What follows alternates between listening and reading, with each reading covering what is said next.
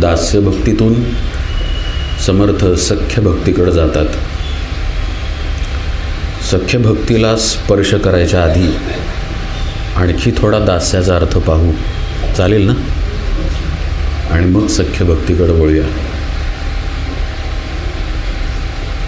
दास्यामध्ये आपण कालच्या निरूपणात पाहिलं की ज्याचं दास्य करायचं ते सद्गुरू, तो भगवंत, ते आपलं उपास्य दैवत, त्यापासून आपण थोडे वेगळे आहोत. थोडा अंतर आहे, थोडा फरक आहे, पण भावानं एकरूपत्व आहे. अर्जुन खरं म्हणजे सख्यभक्तीचं उदाहरण, पण त्याचं वेगळेपण आणि एकरूपत्व आपण काल थोडं पाहिलं. तसंच कल्याण स्वामींचं आहे. कल्याणा छाटी म्हटल्यानंतर कल्याण स्वामींनी कशाचाही विचार न करता उडी मारली. तो जो भाव आहे तो दास्य भाव आहे. म्हणजे समर्थ समर्थ म्हणून आहेत, कल्याण स्वामी म्हणून आहेत, पण अंतरामध्ये पूर्ण दास्यत्व, पूर्ण समर्पण आहे. आपण हेही पाहिलं की हे दास्यत्वाचं समर्पण लक्षणांनी वरती येतं. म्हणजे मी महाराजांचं आहे म्हणायचं आणि काळजी करायची असं परमार्थात चालत नाही. मी सद्गुरूंचं आहे म्हणायचं आणि व्यथित व्हायचं, तेही प्रापंचिक गोष्टींनी, असं परमार्थात चालत नाही. सद्गुरू कधी भेटणार किंवा भगवंत कधी भेटणार म्हणून डोळ्याला पाणी येणं वेगळं, पण इतकी वर्ष मी गोंदवल्याला येतेय किंवा येतोय, अजून घरात पैसा कसा नीट नाही म्हणून पाणी येणं वेगळं. त्यामुळे लक्षणांनी जसं आचरणामध्ये, विचारांमध्ये दास्यत्वाचा फरक पडतो किंवा दास्यत्वाचं प्रतिबिंब दिसतं, तसंच ते साधनेमध्ये पण दिसतं. हा विषय आपण पाहिला. कुठं दास्यत्व करायचं आहे ते समर्थांनी सांगितलं, देवद्वारी. हे जे साधकाचं जीवन आहे, दास म्हणून असलेलं साधकाचं जीवन, त्या जीवनाला विशद करणारा एक श्लोक आहे. सदा देव काजी जिजे देह ज्याचा, सदा राम नामी वदे नित्य वाचा, स्वधर्मेची चाले सदा उत्तमाचा, जगी धन्य तो दास सर्वोत्तमाचा. या श्लोकाकडं थोडं पाहू, म्हणजे आपल्या लक्षात येईल की सख्यभक्ती आणि दास्यभक्तीमध्ये काय फरक आहे. सूक्ष्म आहे, पण काय फरक आहे. खूप महत्त्वाचा एक शब्द आहे या श्लोकामध्ये, स्वधर्मेची चाले. स्वधर्म म्हणजे काय? परमार्थाच्या भाषेत बघूया बरं का. समर्थांच्याच भाषेत म्हणायचं झाल्यास, सकळ धर्मा माझी धर्म, स्वरूपी राहणे हा स्वधर्म. म्हणजे स्वरूपाच्या नित्य आचरणामध्ये जो आहे आणि देह ज्यानं भगवंताच्या कारणी लावलेला आहे, असा दास आहे. सदा देव काजी जिजे देह द्याचा, सदा राम नामी वदे नित्य वाचा. आता खरं म्हणजे नित्य वाचा या विषयात पण खोलात जाता येतं, पण ते इतक्यात जायला नको, कारण त्या विषयात आपण पूर्वी गेलेलो आहे. जेव्हा आपण कीर्तन भक्ती पाहिली तेव्हा रामवाणी हा विषय आपण पाहिलेला आहे. किंवा नामस्मरणाच्या विषयामध्ये अखंड असणं नामाचं आणि त्या अखंडत्वापाशी आपण असणं, म्हणजे जागृतीनं, जाणीवेनं हा विषय आपण पाहिलेला आहे. देह भगवंताकडं लावलेला आहे, मनही भगवंताकडं लागलेलं आहे, चित्तही भगवंताकडे लागलेलं आहे. आणि सद्गुरूंनी जो बोध दिला की ते परमात्म तत्वच तू आहेस, या बोधाचा सतत आंतरिक अभ्यास सुरू आहे. असं दासाचं जीवन असतं. म्हणजे त्याला ह्याचं स्मरण असत नाही की अमुक अमुक हार मीच लावलेला आहे मंदिरात, अमुक अमुक सतरंजी मीच घातली आहे, मीच कसा केर काढतो रोज, मीच कशी भाजी चिरते किंवा चिरतो, मीच कसा वाढतो लोकांना, प्रसादाची व्यवस्था रोज माझ्याकडे कशी असते, अशा प्रकारच्या आठवणी त्याच्यामध्ये असत नाहीत. आठवण आहे आणि नम्रतेनं असं म्हणणं की महाराजांच्यामुळं घडते हा एक वेगळा भाग झाला. पण आठवणच नसणं की हे हातून घडलं आपल्या, असं दास्याची जी अवस्था आहे त्यामध्ये घडतं. कारण पूर्णपणे आंतरिक समर्पण झालेलं आहे. जसं एक स्त्री आपल्या मित्रमैत्रिणींबरोबर बाहेर फिरत असते, मजा करत असते, पण जेव्हा तिला गर्भ राहतो तेव्हा तिचं आयुष्य बदलतं. म्हणजे ज्या लेकराला तिने पाहिलेलं पण नाही प्रत्यक्ष, त्या लेकराच्या विचारात सतत ती राहते, त्याची काळजी घेते, मग त्यासाठी स्वतः नीट राहते. जो काही गर्भसंस्कार असेल, व्यायाम असेल, काय म्हणायचं डाएट असेल, ते सगळं व्यवस्थित फॉलो करते. उद्देश हाच आहे की व्यवस्थित बाळाचा जन्म व्हावा, ते सुदृढ व्हावं वगैरे वगैरे. म्हणजे आता तिच्या जीवनामध्ये ते बाळ जसं केंद्रीभूत असतं, केंद्रामध्ये ते बाळ असतं आणि मग बाकी सगळं आयुष्य असतं. मग अशा वेळी तिचा मित्रमैत्रिणींबरोबरचा सहवास तिला फारसा आठवत नाही. नंतर ते बाळ जेव्हा काय म्हणायचं जागरण करवेल तेव्हा कदाचित तिला आठवेल की जरा मजा होती जेव्हा हे काही नव्हतं तेव्हा.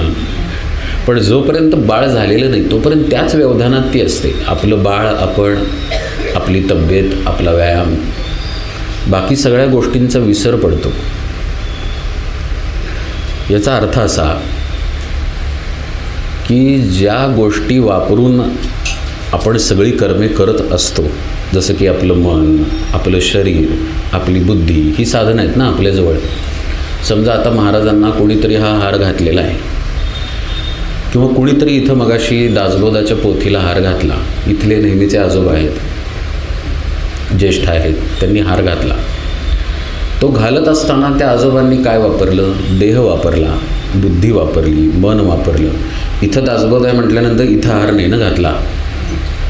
योग्य ठिकाणी, योग्य स्थळी, योग्य काळी, योग्य वेळी आपण ती सेवा करत असतो. त्यासाठी आपल्या जवळची साधनं आपण वापरत असतो. पण हा मी हार घातलेला आहे, थोडं लक्ष देऊन ऐका बरं का. हा मी हार घातला आहे, हे मी पूजन केलं आहे किंवा ही स्वामीजींची व्यवस्था मी केलेली आहे, अशी स्मृतीसुद्धा त्याच साधनांनी आत शिरते ज्या साधनांचा कर्म करताना वापर झाला आहे. बरोबर. उदाहरणार्थ आपल्याला समजा ऑफिसचं काम करायचं आहे. जे आपण काम करणार, ज्या साधनांनी करणार, त्याच मार्गानं त्याची स्मृती पण येते आपल्या आत. म्हणजे गंमत अशी आहे की भगवंताचं स्मरण ठेवायला एक वेगळं चित्त, वेगळं मन, वेगळी बुद्धी दिली आहे आणि कर्म करायला एक वेगळं मन दिलं आहे असं नाही आहे ना. आपल्यामध्ये एकच आहे सगळं. त्यामुळं साधकाची साधना सांभाळण्यात अडचण होते. म्हणजे प्रत्येक कर्मामध्ये अहंकार शिरत राहतो आणि न कळतपणे शिरत राहतो. आता आजोबांचं उदाहरण आपण पाहिलं आहे, त्यांनी हार घातला म्हणून. इथं आलेलं कोणीच अहंकारी नाही आहे. अहंकारी ज्याला म्हटलं जातं अशी फार कमी लोकं असतात. पण सगळ्यांमध्ये देहबुद्धी तर आहेच ना, कमी अधिक प्रमाणात. आपल्या नकळत आपण त्या कर्माशी जोडले जातो आणि मग त्या स्मृतीतून आपली सुटका होऊ शकत नाही. आणि मग हे मी केलं, हे माझ्यामुळं घडलं, हे माझ्याकरता घडलं किंवा महाराजांनी माझ्याकडून करून घेतलं, मला निमित्त केलं. वाक्य आपण वेगवेगळी वापरू, पण त्या सगळ्या वाक्यांमधला मी काही केलं जात नाही. मी केलं हे अगदीच काय म्हणत त्याला, अगदीच थेट वाक्य झालं, मी केलेलं आहे बरं काही. पण एखादा मनुष्य सौम्य करून, त्याला इंग्लिशमध्ये म्हणतात शुगर कोट करणं. शुगर कोट करून एखादा मनुष्य म्हणेल हे महाराजांनी माझ्याकडनं करून घेतलं, पण त्याच्यात माझ्या हा भाग येतोच. हे आपण का बघतोय माहिती आहे का? हे आपण रोज अनुभवतोय.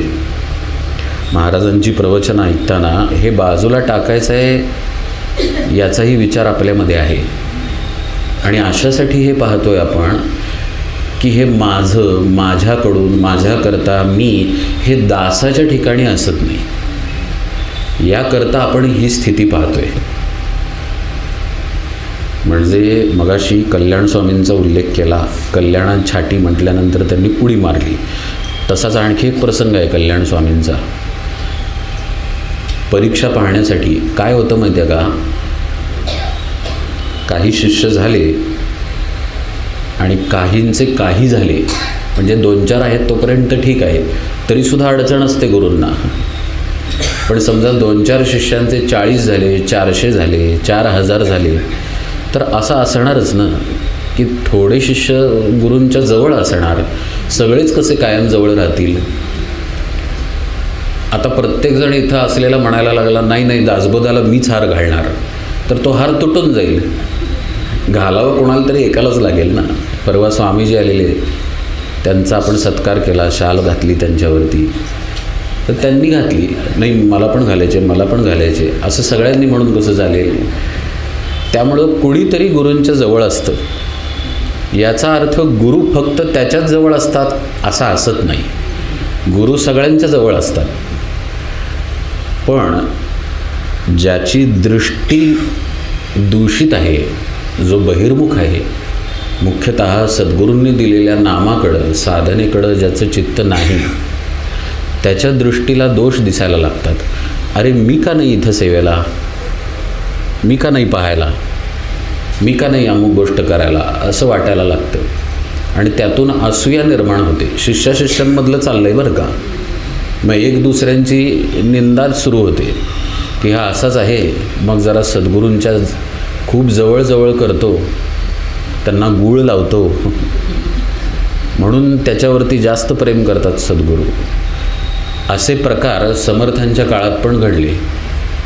म्हणून समर्थांनी परीक्षा घ्यायचं ठरवलं आणि स्वतःच्या पायाला एक आंबा बांधला, चांगला गोड. सारखा आंबा येतो आहे तो निरूपणात, आता न ठरवता येतं आहे बरं का. मिसळ आणि आंबा कोण म्हटलं, होत आहे, बरोबर आहे.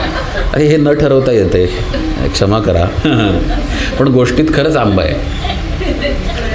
काय झालं समर्थांना, काय झालं समर्थांना, अशी चर्चा झाली.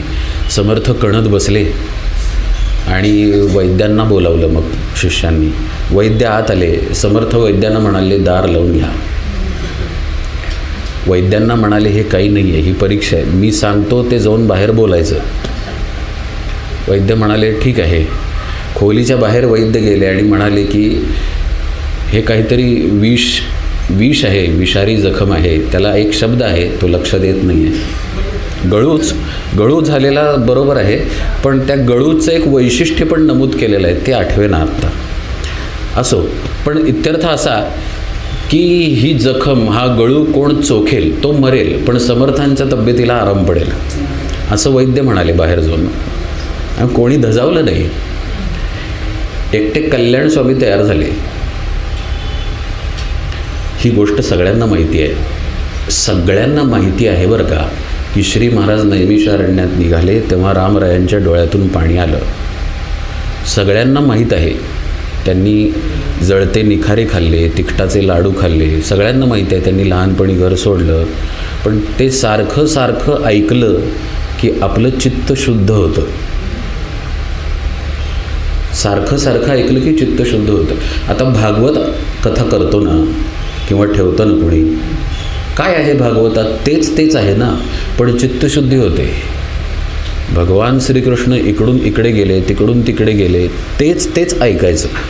म्हणून ही गोष्ट परत परत ऐकायची की याच्यामध्ये सूक्ष्मता कुठे कुठे आहे, कसा अहंकार असतो शिष्यांमध्ये, कसं सद्गुरूंचं प्रत्येकाच्या अहंकारावरती लक्ष असतं, जरी तो त्यांच्याजवळ नसला तरी. असो, कल्याण स्वामी आत गेले आणि जखम चोखायला लागले तर गोडच लागली त्यांना. म्हणाले आणखी एखादी आहे का जखम कुठे. आता पुढे गोष्टीच्या विस्तारात जायला नको, पण ही गोष्ट किंवा मगाशी पाहिली तशी कल्याणा छाटी, मग त्यांनी उडी मारली, ती गोष्ट आता लक्ष देऊन ऐका बरं का. आपल्याला असं वाटतं का की कल्याण स्वामींना याची स्मृती राहिली असेल की पहा कशी मी उडी मारली कड्यावरून, पहा कशी मी छाटी झेलली समर्थांची, पहा कोणी तयार होत नव्हतं तेव्हा मी पुढे गेलो आणि मी जखम चोखली सद्गुरूंची. हे स्मृतीत त्यांच्या राहिलं नसणार. अगदी आपण मान हलवते पहा. ती अवस्था म्हणजे दास्य अवस्था आहे. हे की काहीतरी घडलेलं आहे आपल्याकडून याची स्मृतीच नाही. पण मगाशी तत्वदृष्ट्या आपण खोल अर्थ पाहिला की ते जे घडतं आपल्या हातून ते आपल्या इंद्रियांमार्फत घडतं. तिथूनच स्मृती येतात. मग करायचं तरी पण स्मृती ठेवायची नाही किंवा राहायची नाही. हे घडणार कसं? हे घडणार कसं? सदा रामनामी वदे नित्य वाचा केल्यावरच हे घडतं. स्वधर्मेची चाले सदा उत्तमाचा हे केल्यावरच हे घडतं.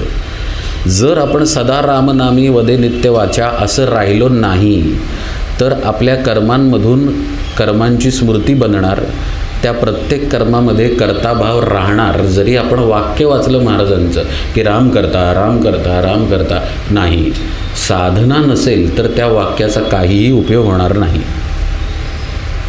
याचा अर्थ असा की रोज ज्या क्षणी सूर्य उगवतो, ज्या क्षणी दिवस नवीन आपल्या जीवनात सुरू होतो, सद्गुरू कृपेनं आपल्याला तो पाहायला मिळतो बरं का. नाहीतर प्रत्येक क्षणाला असंख्य लोक जगामध्ये मरत आहेत. पण आज आपण इथं येऊ शकतोय, श्री महाराजांना पाहू शकतोय, 1 मिनिट डोळे मिटून शांत नाम घेऊ शकतोय. हे किती मोठं भाग्य आहे. सद्गुरू कृपेनं आजचा दिवस उगवलेला आहे.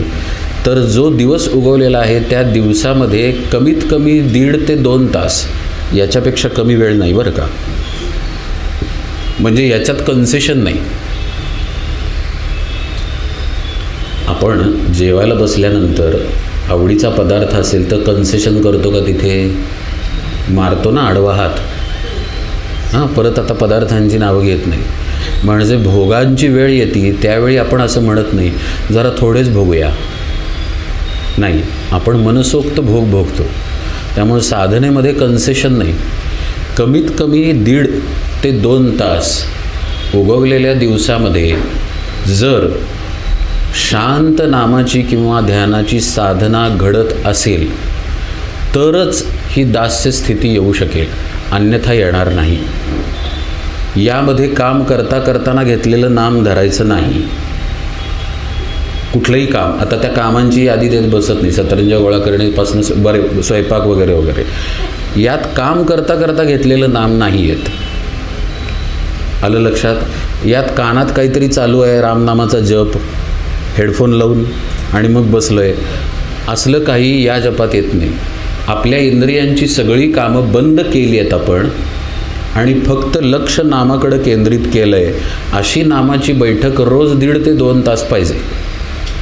तर आपल्याला दास्य स्थितीपर्यंत पोचता येईल. कालच्या निरूपणात आपण देवद्वाराचा सखोल अर्थ पाहिला. पण त्या देवद्वारापर्यंत जाण्यासाठी आपल्या चित्ताची तयारी नको का? बरोबर ना? श्री महाराजांचा एक शिष्य होऊन गेला.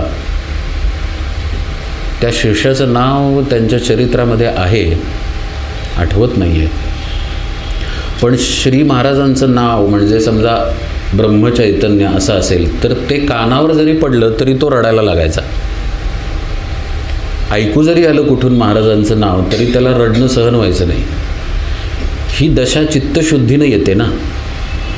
आपल्यापाशी जी मलिनता आलेली आहे वेगवेगळ्या कर्मांनी आणि पूर्वकर्मांनी पण आणि पूर्वसुकृतांनी पण पूर्वसंस्कारांनी पण अनेक जन्मांमधून पण त्या सगळ्या अशुद्धीला घालवायचा रोज अभ्यास केला तर आपल्याला सूक्ष्मात जाऊन वरती देवद्वारामध्ये जाऊन थांबता येईल. अन्यथा पहा, आज आपली स्थिती अशी आहे की आपण पुष्कळ अर्थ पाहिला की सद्गुरू सुषुम्नेच्या मार्गानं वर नेतात, आपले श्वास सूक्ष्म होतात, काय म्हणायचं त्याला, नासाभ्यंतरचारिणो, हे सगळं पाहिलं आपण. एक अशी अवस्था येते ज्या अवस्थेमध्ये श्वास घेतला जातोय की नाही अशी स्थिती असते, त्याला केवल कुंभक म्हणतात. हे सगळं आपण पाहिलं खरं. पण अहो आपल्या स्थितीचं काय? अहो हे तुम्ही फार छान सांगितलं हो, पण आमच्याच्याने हे जमायचं नाही, आमचं काय मन लागत नाही, अशा आपल्या तक्रारी आहेत की नाही? म्हणजे हे जरी कळलं तात्विकदृष्ट्या, तरी आज बसल्यानंतर मनाची धावपळ होत असेल तर त्याच्यावरती आधी इलाज करायला पाहिजे. सदा रामनामी वदे नित्यवाचा, हा इलाज तो करायला पाहिजे. कायम साधनेचा ध्यास धरून रोज नियमितपणे 1.5-2 तासाची बैठक केली पाहिजे. ज्यांचे पाय दुखतात त्यांनी खुशाल खुर्चीत बसावं, पण बसावं. झोपून केलेली साधना पण यात येत नाही बरं का. अगदीच नाईलाज आहे, खूपच वय झालेलं आहे आपलं आणि शक्य नाही, बसवत नाही, तर गोष्ट वेगळी. पण पाठीचा कणा सरळ असावा, ताठ असावा. हे सगळं अध्यात्मशास्त्रात सांगितलं आहे, महत्त्वाचं आहे. दास्य अवस्था येण्यासाठी गरजेचं आहे म्हणून सांगतोय. असा अभ्यास जर केला तर आपल्याला स्वधर्माचं रक्षण करता येईल. म्हणजे स्वरूपी राहणे, स्वरूपाच्या अनुसंधानात राहणे हे जमवता येईल. एक एक पायरीवरती कठीणता वाढत जाते. परवा एकदा विषय आलेला पहा की कुणी स्वयंपाक शिकत असेल तर फक्त तेल गरम करणे एवढंच शिकत नाही, पुढचा पदार्थ पण तो शिकतो. पूर्ण शिकल्याशिवाय पदार्थ बनवता येत नाही. तसं साधं सोपं परमार्थ येऊन आपलं भागणार नाही. त्याच्या पुढे आपल्याला जावं लागेल की कसं आपल्या स्वतःच्या आत खोल शिरायचं आहे हे समजून घ्यावं लागेल. आणि त्यासाठी तेवढा साक्षेप करावा लागेल. समर्थांच्या भाषेत प्रयत्न. आज बसल्यानंतर निश्चितपणे आपलं मन लागणार नाही.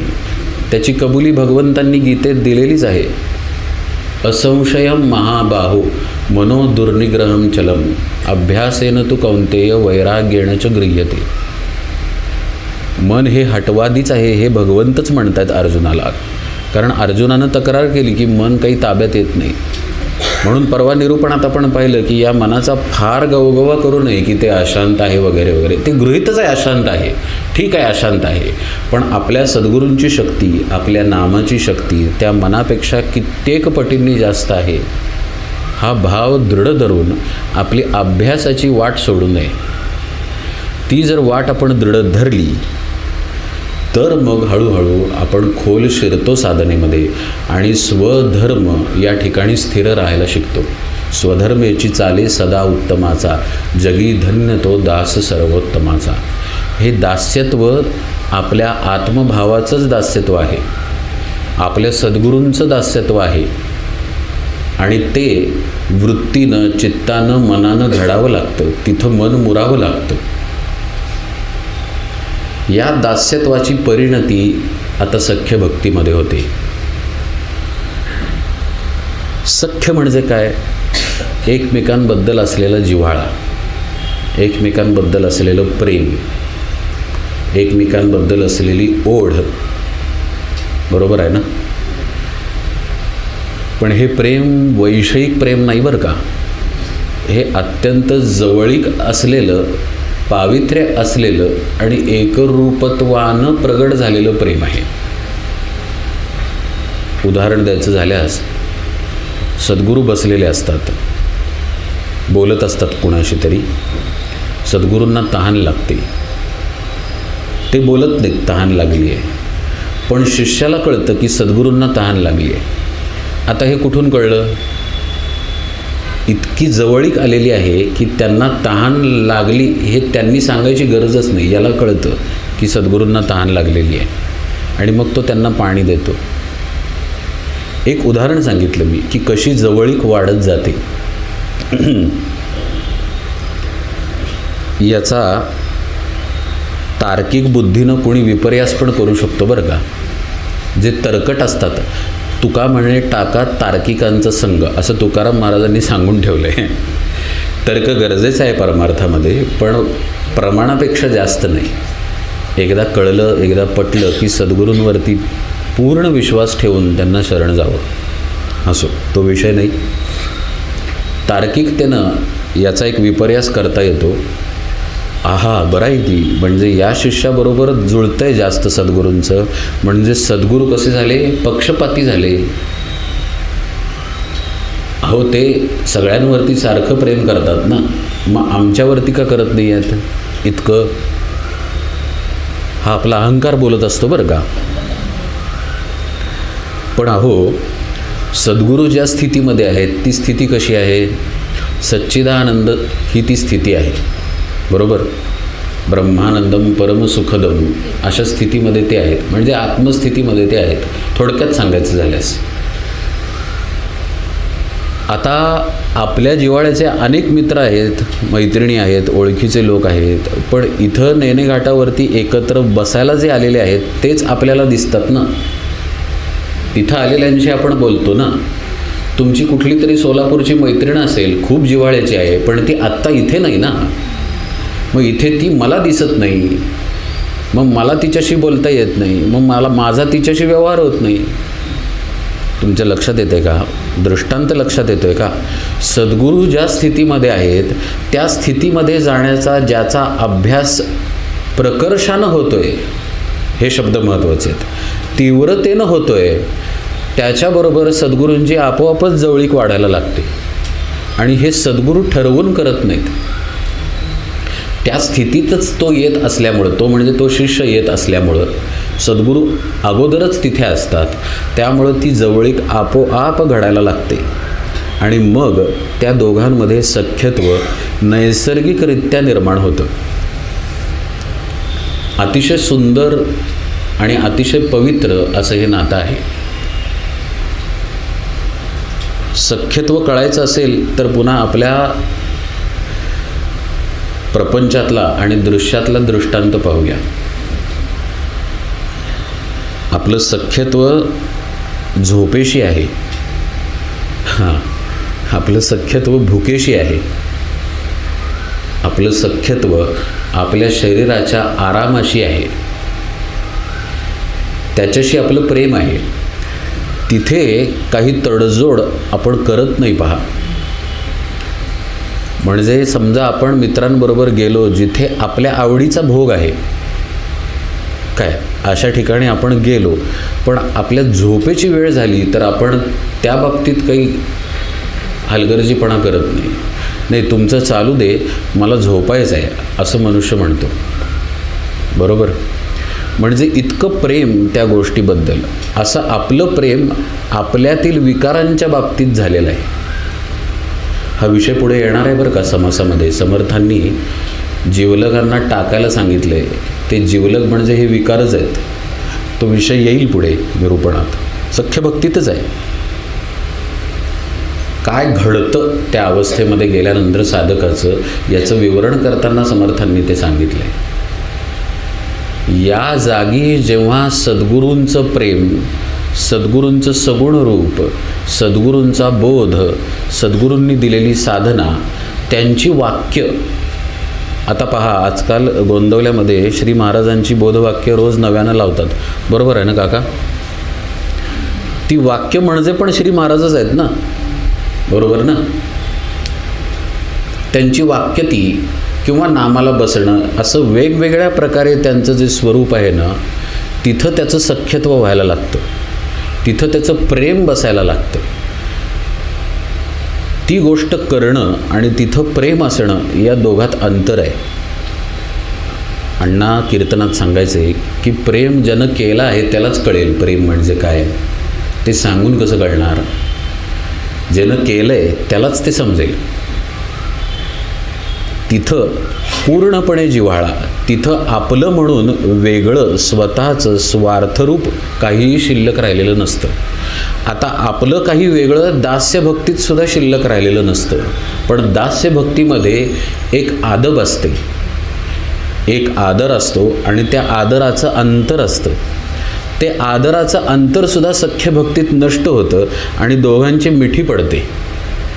म्हणजे तू मी आणि मी तू अशा अर्थाचं भगवान श्रीकृष्ण अर्जुनाला बोललेले आहेत बरं का, की मी म्हणजे तूच आहेस, तू म्हणजे मीच आहेस, इतकं सख्य. आता योगायोगानं असं झालेलं आहे की ते समवयीन होते, म्हणजे फार अंतर नव्हतं वयामध्ये दोघांच्या. भगवान श्रीकृष्णांचं वय तसं न कळणारं आहे, पण स्थूलातील वय फार अंतर नसल्यामुळं ती मैत्री दिसली. पण अशी मैत्री सद्गुरू आणि सत्शिष्यामध्ये पण घडते जेव्हा सत्शिष्य या सख्यतेकडं जातो दास्यत्वाच्या मार्गातून. मारुतीरायांचं जीवन दास्यभक्तीचं जीवन आहे. पण काही क्षण असे आलेले आहेत रामायणामध्ये जेव्हा रामरायांनी मारुतीला मिठी मारलेली आहे. आता दासाची जागा कुठे आहे? पायाशी आहे, मिठीत नव्हे. पण प्रभू रामचंद्र मारुतीरायांना मिठी पण मारतात. ती जेव्हा मारली जाते, दोघांच्या डोळ्यातून अश्रू आहेत, देहाचा विसर आहे, तिथे सख्यभक्ती आहे. म्हणजे प्रेम, पण कसं देहाशिवाय असलेलं प्रेम. प्रेम पण कसं मनाशिवाय असलेलं प्रेम, चित्ताशिवाय असलेलं प्रेम, म्हणजे तिथे सख्यभक्ती आहे, एकदम जवळीक आहे. या सख्यभक्तीच्या विवरणाला सुरुवात करताना समर्थ देवासी परम सख्य करावे, प्रेम प्रीतीने बांधावे, आठवे भक्तीचे जाणावे लक्षण ऐसे, असं म्हणतात. आता ही जी ओवी आहे किंवा या पद्धतीच्या पुढच्या ओव्या आहेत, करावे, वर्तावे वगैरे वगैरे समर्थांनी म्हटलेलं आहे. ह्या ओवीमध्ये प्रेमानं भगवंताला बांधा असं समर्थ सांगत नाही आहेत. समर्थ असं सांगतायत की जो सख्य भक्तीत असतो तो प्रेमानं बांधून ठेवतो भगवंताला, अशा अर्थाच्या या ओव्या आहेत. तो प्रेमानं बांधून ठेवतो म्हणजे त्याला सोडून भगवंत कुठेही जाऊ शकत नाही. हृदयबंदी खाना केला, आत विठ्ठल कोंडीला. आलं का लक्षात? हे हृदय म्हणजे हे छातीतलं हृदय नाही आहे, हे हृदय म्हणजे शिरोहृदय आहे. शिरोहृदय अशी संज्ञा आहे आयुर्वेदामध्ये. या मस्तकाकाशाच्या प्रांताला हृदय म्हणतात. त्यालाच मूर्ध्नी आकाश पण म्हणतात, चिदाकाश पण म्हणतात. तिथं विठ्ठलाला कोंडलं म्हणजे काय? विठ्ठल म्हणजे कोण? आत्मा. आणि आत्म्याला कोंडलं म्हणजे काय? आत्मभाव सघन केला तिथं. आत्मभाव कसा केला? सघन म्हणजे साठवून ठेवला. तुम्ही मधमाशाचं पोळं पाहिलं आहे का?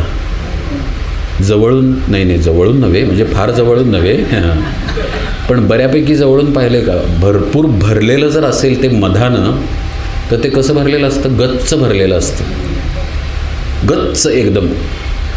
तसं हृदयबंदी खाना केला, आत विठ्ठल कोंडून ठेवला. म्हणजे इतका घट्ट भरलेला आहे आत्मभाव की तिथून तो जाऊ शकत नाही. असं प्रेम केलेलं असतं आतमध्ये भगवंताशी, सद्गुरूंशी, आणि ते लक्षण रूपानं बाहेर येत असतं. त्यामुळं आपल्यामध्ये एक अदब असते, एक प्रकारचं काय म्हणतात त्याला, आदरयुक्त भीती असते. सद्गुरू आहेत ते आणि आपण आहोत, हा एक भेद राहिलेला असतो. ज्यावेळी पूर्ण विसर पडतो, स्वतःचाच विसर, त्या नामामध्ये, त्या आत्मानुसंधानामध्येच तल्लीनता आहे, असं जेव्हा नैसर्गिकरित्या गुरुकृपेनं होतं. सद्गुरूंना मिठी मारायला जाऊ नका बरं का. हे नीट समजून घेणं आवश्यक आहे की ती कशी भावाची मिठी आहे. त्यावेळी आपोआपच ते प्रेमसंबंध निर्माण होतात. समर्थ आपल्याला सांगतायत की जो सख्य भक्तीमध्ये असतो तो अशा प्रकारानं प्रेमानं भगवंताला बांधून ठेवतो. परवा आपण यशोदाची गोष्ट पाहिली, यशोदा आणि भगवान श्रीकृष्ण, की कसे भगवान मागून येऊन मिठी मारायचे. पण यशोदा आणखी एक उपाय करायची बरं का. म्हणजे आता त्यानं मिठी मारली म्हणजे आता काय झालं, आता तो सापडला. म्हणजे उद्योग करत होता ना, सगळी नासाडी करत होता. बरं आपल्याच एकटीच्या घरात केली तर ठीक आहे, आपण सुद्धा सहन करू, पण हा कुणाच्याही घरात जाऊन नासाडी करायचा, बरोबर मित्रांना घेऊन पण करायचा ना. मग आता हा सापडला तर मग ती उपाय करायची की त्याला उखळाला बांधून ठेवायची किंवा झाडाला बांधून ठेवायची. अहो ज्याला काळ बांधू शकत नाही त्याला एक दोरी बांधेल का? दोरी बांधेल भगवान श्रीकृष्णांना, पण ते तसेच थांबायचे. मग ती दोरी कशाची असेल? प्रेमाची. ती प्रेमाची दोरी आहे. आणि प्रेमाची दोरी बांधल्यानंतर भगवान ती सोडवू शकत नाहीत. कारण श्री महाराज एके ठिकाणी म्हणतात, नाना साधनं नाना उपाय कराल, पण भगवंत प्रेमाशिवाय वश होणार नाही. पण हे वाचून प्रेम येणार नाही, ते प्रेम यायला सद्गुरू लागतील.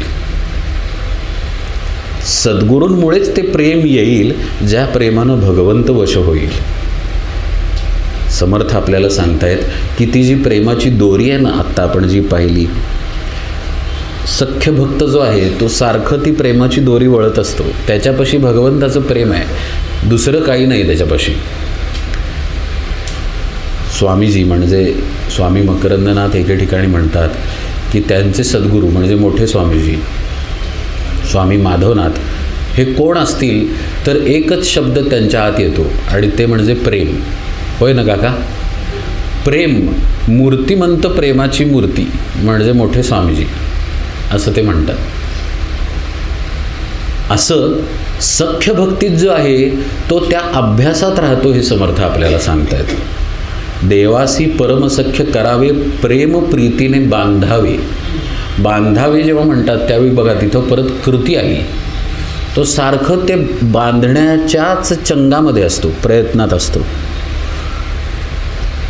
आता असं पहा, ज्याला मिसळ आवडते, आंबा आवडतो, भजी आवडते, झोप आवडते, सिनेमा आवडतो, नाटक आवडतं, मोबाईल आवडतो, मोबाईलमधल्या गोष्टी आवडतात, वेगवेगळ्या इंद्रियांचे वेगवेगळे भोग आवडतात, वेगवेगळ्या ठिकाणी फिरायला जायला आवडतं, तो सद्गुरूंवर असं प्रेम कसं करू शकेल?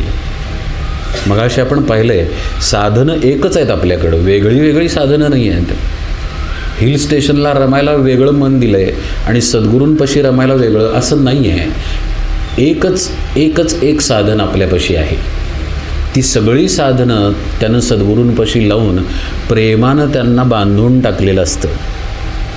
अंतरच राहिलेलं नसतं. जे दास्यत्वामध्ये किंचित असेल तेही अंतर नाही. त्यामुळं आणि खोलात जाऊन थोडं सांगू का दास्य भक्ती आणि सख्य भक्तीतला फरक? जेव्हा भगवंताला बांधलं गेलेलं आहे, डोळ्यापुढं आणा बरं का, एक उखळ आहे आणि त्या उखळाला श्रीकृष्ण परमात्म्याला बांधून ठेवलं आहे यशोदेनं. आता ती प्रेमाची दोरी आहे. बघताय काय माझ्याकडे? डोळे मिटा, जरा कल्पना करा. हां हो, उखळ आहे, उखळाला भगवान श्रीकृष्णांना बांधून ठेवलं आहे आणि ती दोरी प्रेमाची आहे. ती प्रेमाची आहे म्हणून भगवंत दोरी सोडत नाही आहेत, म्हणजे स्वतःची सोडवणूक करत नाही आहेत. याच्यात नैसर्गिकपणे काय घडलं? तो उखळ पण भगवंतांना चिकटून राहिला ना. आता उघडा डोळे. हां, म्हणजे उखळसुद्धा भगवंतापासून वेगळा होऊ शकत नाही. पण दास्य भक्तीमध्ये जो लीन झाला आहे सद्गुरूंपाशी, तो मात्र वेगळा होऊ शकतो. दास्य भक्तीला चळण आहे, ही फार महत्त्वाची गोष्ट आहे. दास्य भक्तीला चळण आहे. दास्यत्व जर सांभाळलं नाही निष्ठेनं तर तिथून मनुष्य साधक घसरतो आणि काही वर्षांपूर्वी असलेला दास्यभाव आता तितकासा राहत नाही.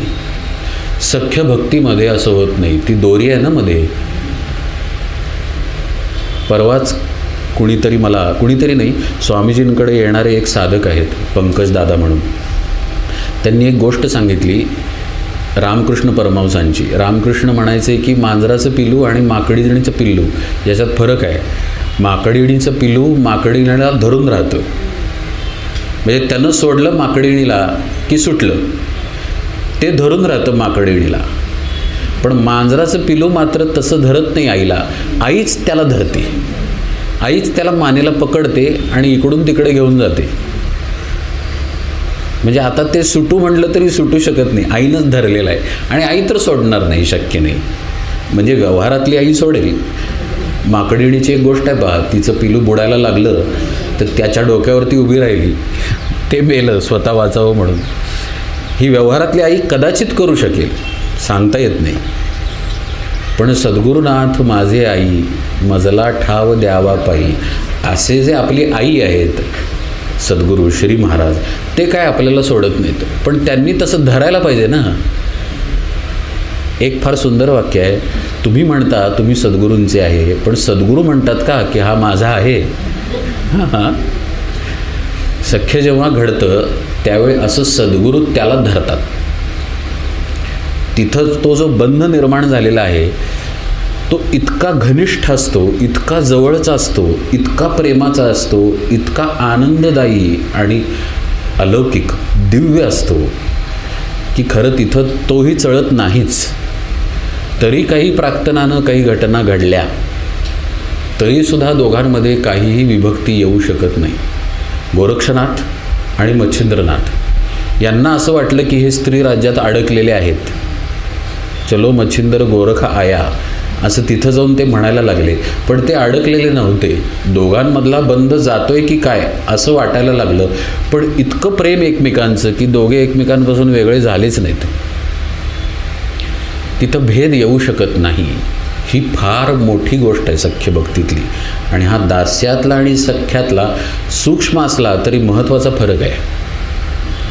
समर्थ म्हणतात, ही अतिशय प्रसिद्ध ओवी आहे. देवास जयाची अत्यंत प्रीती आपण वर्तावे तेणे रीती येणे कारणे किंवा येणे करिता. काही ठिकाणी येणे कारणे भगवंती असं पण आहे. येणे करिता भगवंती सख्य घडे नेमस्त असं समर्थ म्हणतात. हे सख्य कसं घडतं? देवास जयाची अत्यंत प्रीती आपण वर्तावे तेणे रीती असं साधक जगतो म्हणून. म्हणजे देवाला जे आवडतं ते तो करतो. आपण बहुतांश वेळेला आपल्याला आवडतं ते आपण करतो.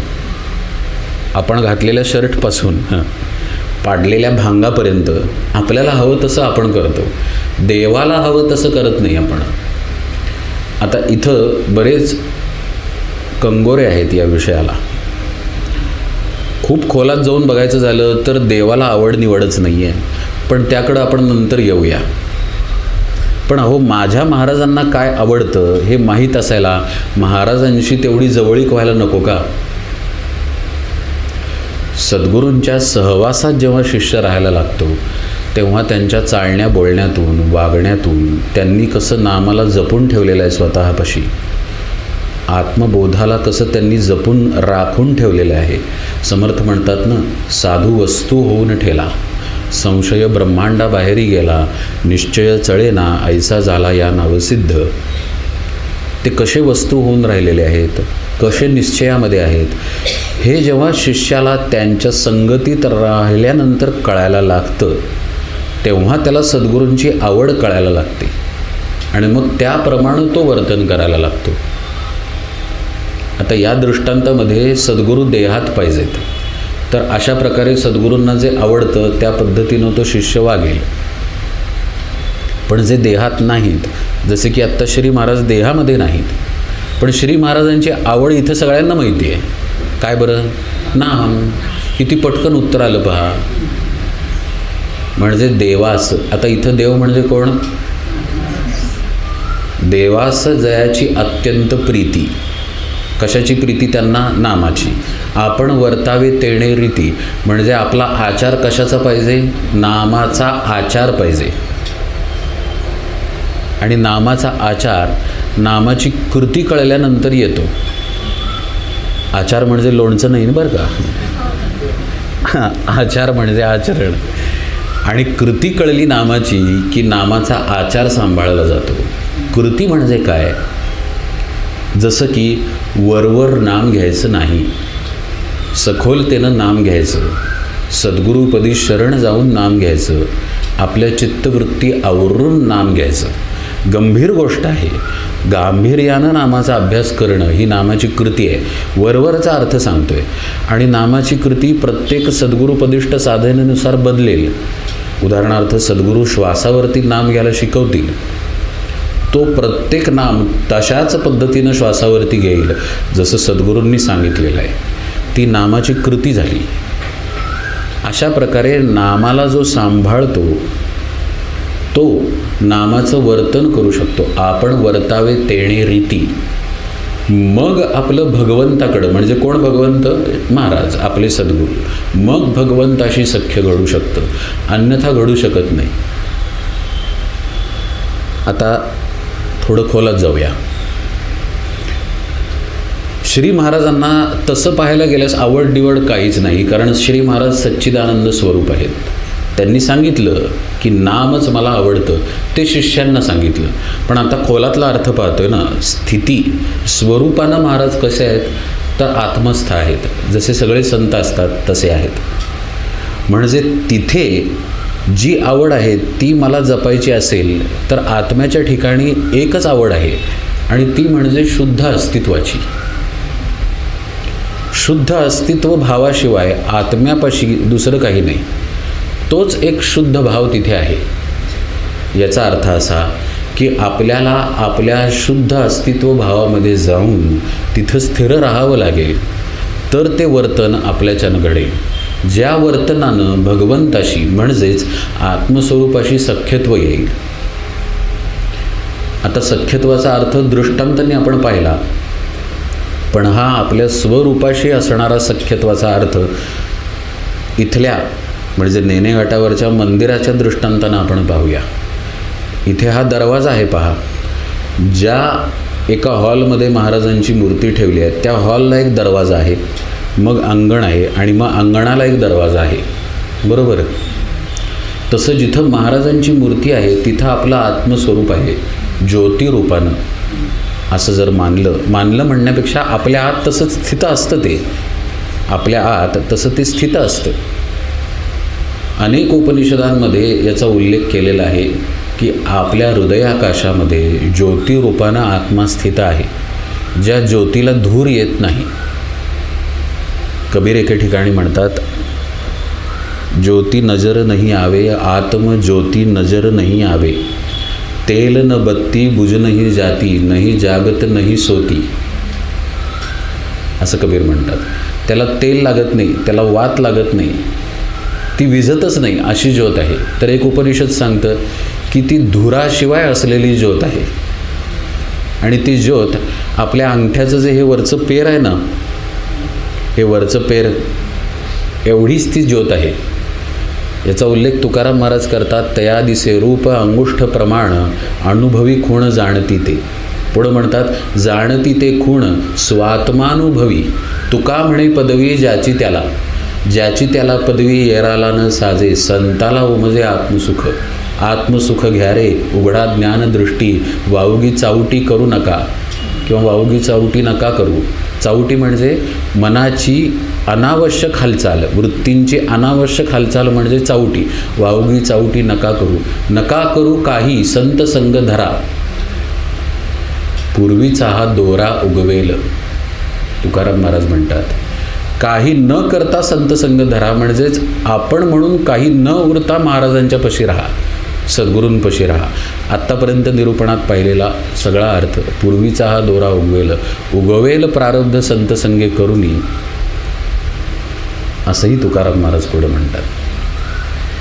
हा जो बोध केला आत्मस्वरूपाच्या ज्योतीचा, ती ज्योत इथं स्थित आहे.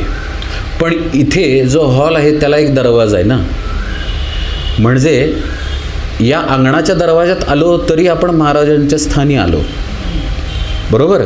पण अंगणातून या दरवाजाच्या आत आलो तरी पण महाराजांच्या स्थानीच आलो. आणि समजा दरवाजाच्या आत येऊन एखादा मनुष्य महाराजांच्या मूर्तीजवळ असेल तरी पण तो या स्थानीच आहे. या सगळ्या क्षेत्राला या स्थानी आहे अशीच उपमा लागू पडते. पण अवस्थेत फरक आहे. एक श्री महाराजांच्या निकट आहे, एक दरवाजात आहे, एक अंगणात आहे, एक मुख्य दरवाजात आहे. तसं जेव्हा आत आत साधक निकट येतो, सलोकता, समीपता, स्वरूपता, सायुज्यता असा आत आत आत येत जातो, तसं त्याचा आपल्या स्वरूपाशी मैत्रभाव वाढत वाढत जातो. इथं पहा समर्थांचे शब्द आहेत, आपण वर्तावे तेणे रीती येणे करिता भगवंती सख्य घडे.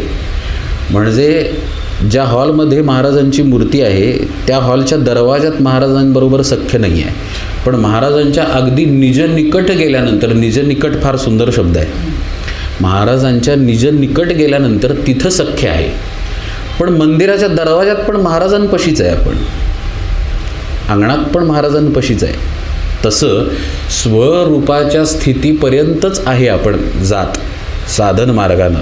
पण जेव्हा स्वरूपाला मिठी पडते सुखाची, प्रेमाची, लक्षात येते का, तेव्हा तिथे स्वरूपाशी सख्य होऊन जातं. आणि सद्गुरू त्या स्वरूपाशिवाय दुसरीकडं कुठं राहत नसतात, म्हणून ते सख्य म्हणजेच सद्गुरूंशी झालेलं सख्य असतं. कळतो ना विषय का? खूप जड झाला नाही ना? म्हणजे याचा अर्थ उघड आहे की हे सख्य आपल्या आत आहे, बाहेर कुठं नाही आहे. हे सख्य आपल्याला सांभाळावं लागेल, तिथंपर्यंत पोहोचावं लागेल. पहा, कल्पना करा किती सूक्ष्म आहे परमार्थ, किती खोल आहे, आणि त्या प्रत्येक खोलीमध्ये समर्थांनी आपल्याला नेलेलं आहे. फक्त त्या ओव्यांकडं तसं पाहिलं पाहिजे. आता खरं काय राहिलं हो, परमात्म्याला मिठी पडली आहे ना, पण तरीसुद्धा पुढं आत्मनिवेदन आहे. म्हणजे किती खोल असेल पहा परमार्थ. अशा रीतीनं भगवंताचं प्रेम जीवनामध्ये उतरवायचं आहे. देवास जयाची अत्यंत प्रीती असं वर्तन घडल्यानंतर हे होईल. भक्ती, भाव आणि भजन, निरूपण आणि कथा कीर्तन, प्रेमळ भक्तांचे गायन, आवडे देवा. देवाची आवड सांगितली बरं का समर्थांनी. आता खरं आपण महाराजांची आवड पाहिली, तत्वदृष्ट्या पण आत्म्याला कशाची आवड आहे ते पण पाहिलं. पण समर्थ म्हणतात काय आहे भगवंताची आवड? भक्तिभाव, भजन, निरूपण, कथा कीर्तन, प्रेमळ भक्तांचं गायन. आता इथं समर्थ हे सुचवतात की या तऱ्हेच्या अनुसंधानामध्येच तुम्ही राहा, म्हणजे ते प्रेम सांभाळता येईल. तर कसं माहिती आहे का, पूर्वी एकदा विषय झाला आहे कीर्तनामध्ये, म्हणजे स्वामीजी ज्या दिवशी आलेले त्या दिवशी मामा महाराज केळकरांचा उल्लेख आला की त्यांनी त्यांच्या जीवनचरित्रामध्ये साधना कशी करायची याचं कोष्टक आखलेलं होतं. तर त्यांच्या दिनचर्येमध्ये कीर्तन सोडून अन्य काहीही नव्हतं, म्हणजे काहीच नाही. कीर्तनाच्या वेळी कीर्तन करायचे, दुपारच्या वेळी जे कीर्तनात सांगायचं आहे त्याबद्दलचं चिंतन, मनन, लेखन, स्वतःच्या अभंगरचना या गोष्टी असायच्या. सकाळच्या वेळी ऑफिसचं काम असेल नसेल, नंतर तर ते रिटायर झाले, त्यांनी रिटायरमेंटच घेतली त्यांनी. पण रात्रीची वेळ असेल तरी साधनेला बसलेले आहेत, सकाळची वेळ आहे साधनेला बसले आहेत, पहाटेची वेळ आहे साधनेलाच बसलेले आहेत. मग जेवतात कधी, खातात कधी, असे प्रश्न लोकांना पडायचे. खायचं केवढं अन्न त्या दिवशी सांगितलं, 5 तोळा. तोळा म्हणजे 50 ग्रॅम झाले, 5 तोळा म्हणजे, हो बरोबर ना? तसं सोन्याचं दिसतंय तुमच्या गळ्यात काहीतरी, किती तोळा हे माहिती नाही, पण तोळं कळत असावं तुम्हाला म्हणून म्हटलं. हां, 50 ग्रॅम अन्न सेवन करायचे म्हणजे किती लागणार त्याला जेमतेम वेळ. आता आपण आमरसपुरी परत आलाच आमरस जवळ. आता आमरसपुरीवरती आडवा हात जो मारतो तो कसं भगवंताचं सख्य जपणार? स्वामी स्वरूपानंदांचं जीवन पाहिलं तर 2-3 पडवळाच्या फोडी आणि थोडासा भात असा त्यांचा आहार होता. गुरुदेव रानडे थोडासा चहा घ्यायचे, पण सारखा घ्यायचे, एवढं मात्र होतं बरं का. त्यांच्या शेल्फवरती वेगवेगळ्या ब्रँडचे चहा होते, साखर आणि दुधाचं पातेलं कायम गरम केलेलं असायचं. चहा घ्यायचे, त्यांना प्रकृतीसाठी पण ते आवश्यक होतं, पण भरमसाठ आहार आहे असं काही नव्हतं. निंबर्गीकर महाराजांचा विषय बऱ्याचदा येतो कधी कधी. निंबर्गीकर महाराजांच्या जवळ लक्ष्मीबाई अक्का नावाच्या साधिका होत्या राहायला, आणि त्या खूप लहान असल्यापासून श्री महाराजांच्या जवळ राहायला होत्या. म्हणजे निंबर्गीकर महाराजांमध्ये आणि लक्ष्मीबाई अक्कांमध्ये 50 वर्षांचं अंतर होतं.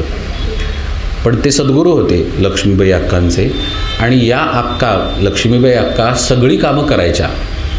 म्हणजे त्या मठातली केर काढणं, फरशी पुसणं, आल्या गेलेल्यांचा स्वयंपाक, उष्टी खरकटी, भांडी धुणं, सगळं गोठा सांभाळणं वगैरे वगैरे सगळी कामं करायच्या.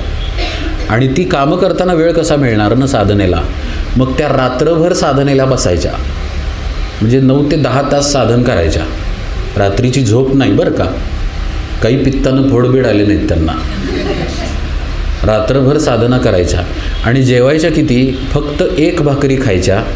आणि निंबर्गीमध्ये एक चिंचेचं झाड आहे, त्या चिंचेच्या झाडाच्या म्हणजे त्याला चिंचेचं बुटूक म्हणतात. एक मधला भाग फक्त छोटासा चिंचेचा, पूर्ण चिंच नव्हे, तो एक भाग आणि एक भाकरी एवढंच अन्न सेवन करायच्या, अशी साधना करायच्या.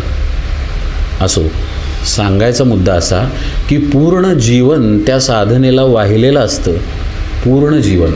मग मामा महाराजांचं असंच होतं जीवन, अखंड त्या कीर्तनाचाच ध्यास किंवा सद्गुरूंकडून ध्यानाची साधना मिळालेली त्या साधनेमध्ये.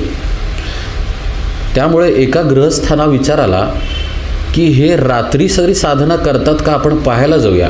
म्हणून तो गृहस्थ वेळा बदलून मामा महाराजांच्या अंगणात आला. पूर्वी आता पुण्यामध्ये जुने वाडे शिल्लक आहेत बहा, इतके काही सिक्युरिटी नसायची. म्हणजे तुमचा फेस आय डी दाखवा, मग ज्याच्या घरात जायचं आहे तो अप्रूव्ह करणार, मग माणूस घरात येणार.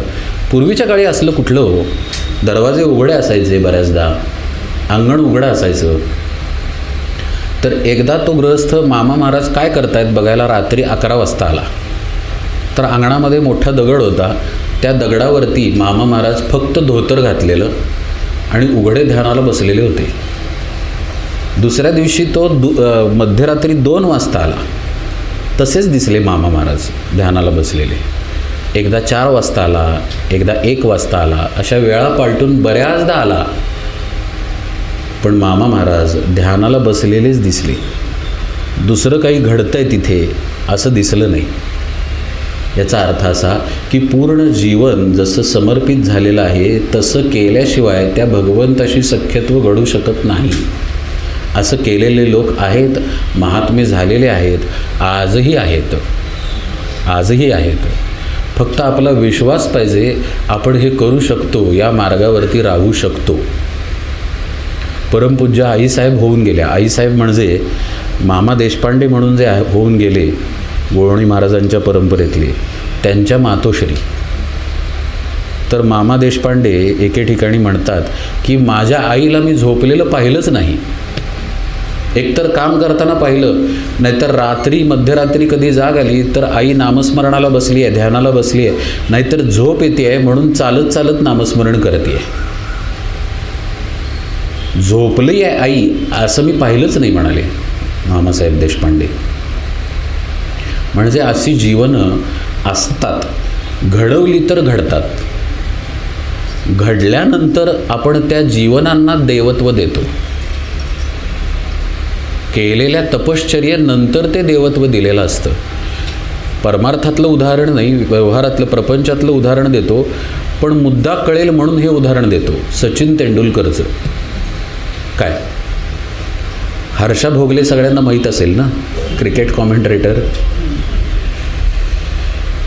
तर he was born to play cricket असं कोणीतरी विधान केलं सचिन तेंडुलकरबद्दल. त्यावेळी हर्षा भोगले म्हणाला की असं नाही आहे, तुम्ही आत्ता त्याला गॉड ऑफ क्रिकेट म्हणत असाल, पण त्यानं ते केलेलं आहे, म्हणजे रोज प्रॅक्टिस केलेली आहे, रोज प्रयत्न केलेले आहेत, मॅचच्या वेळी उपस्थित राहून तिथं खेळलेलं आहे, म्हणून आज तुम्ही त्याला गॉड म्हणता.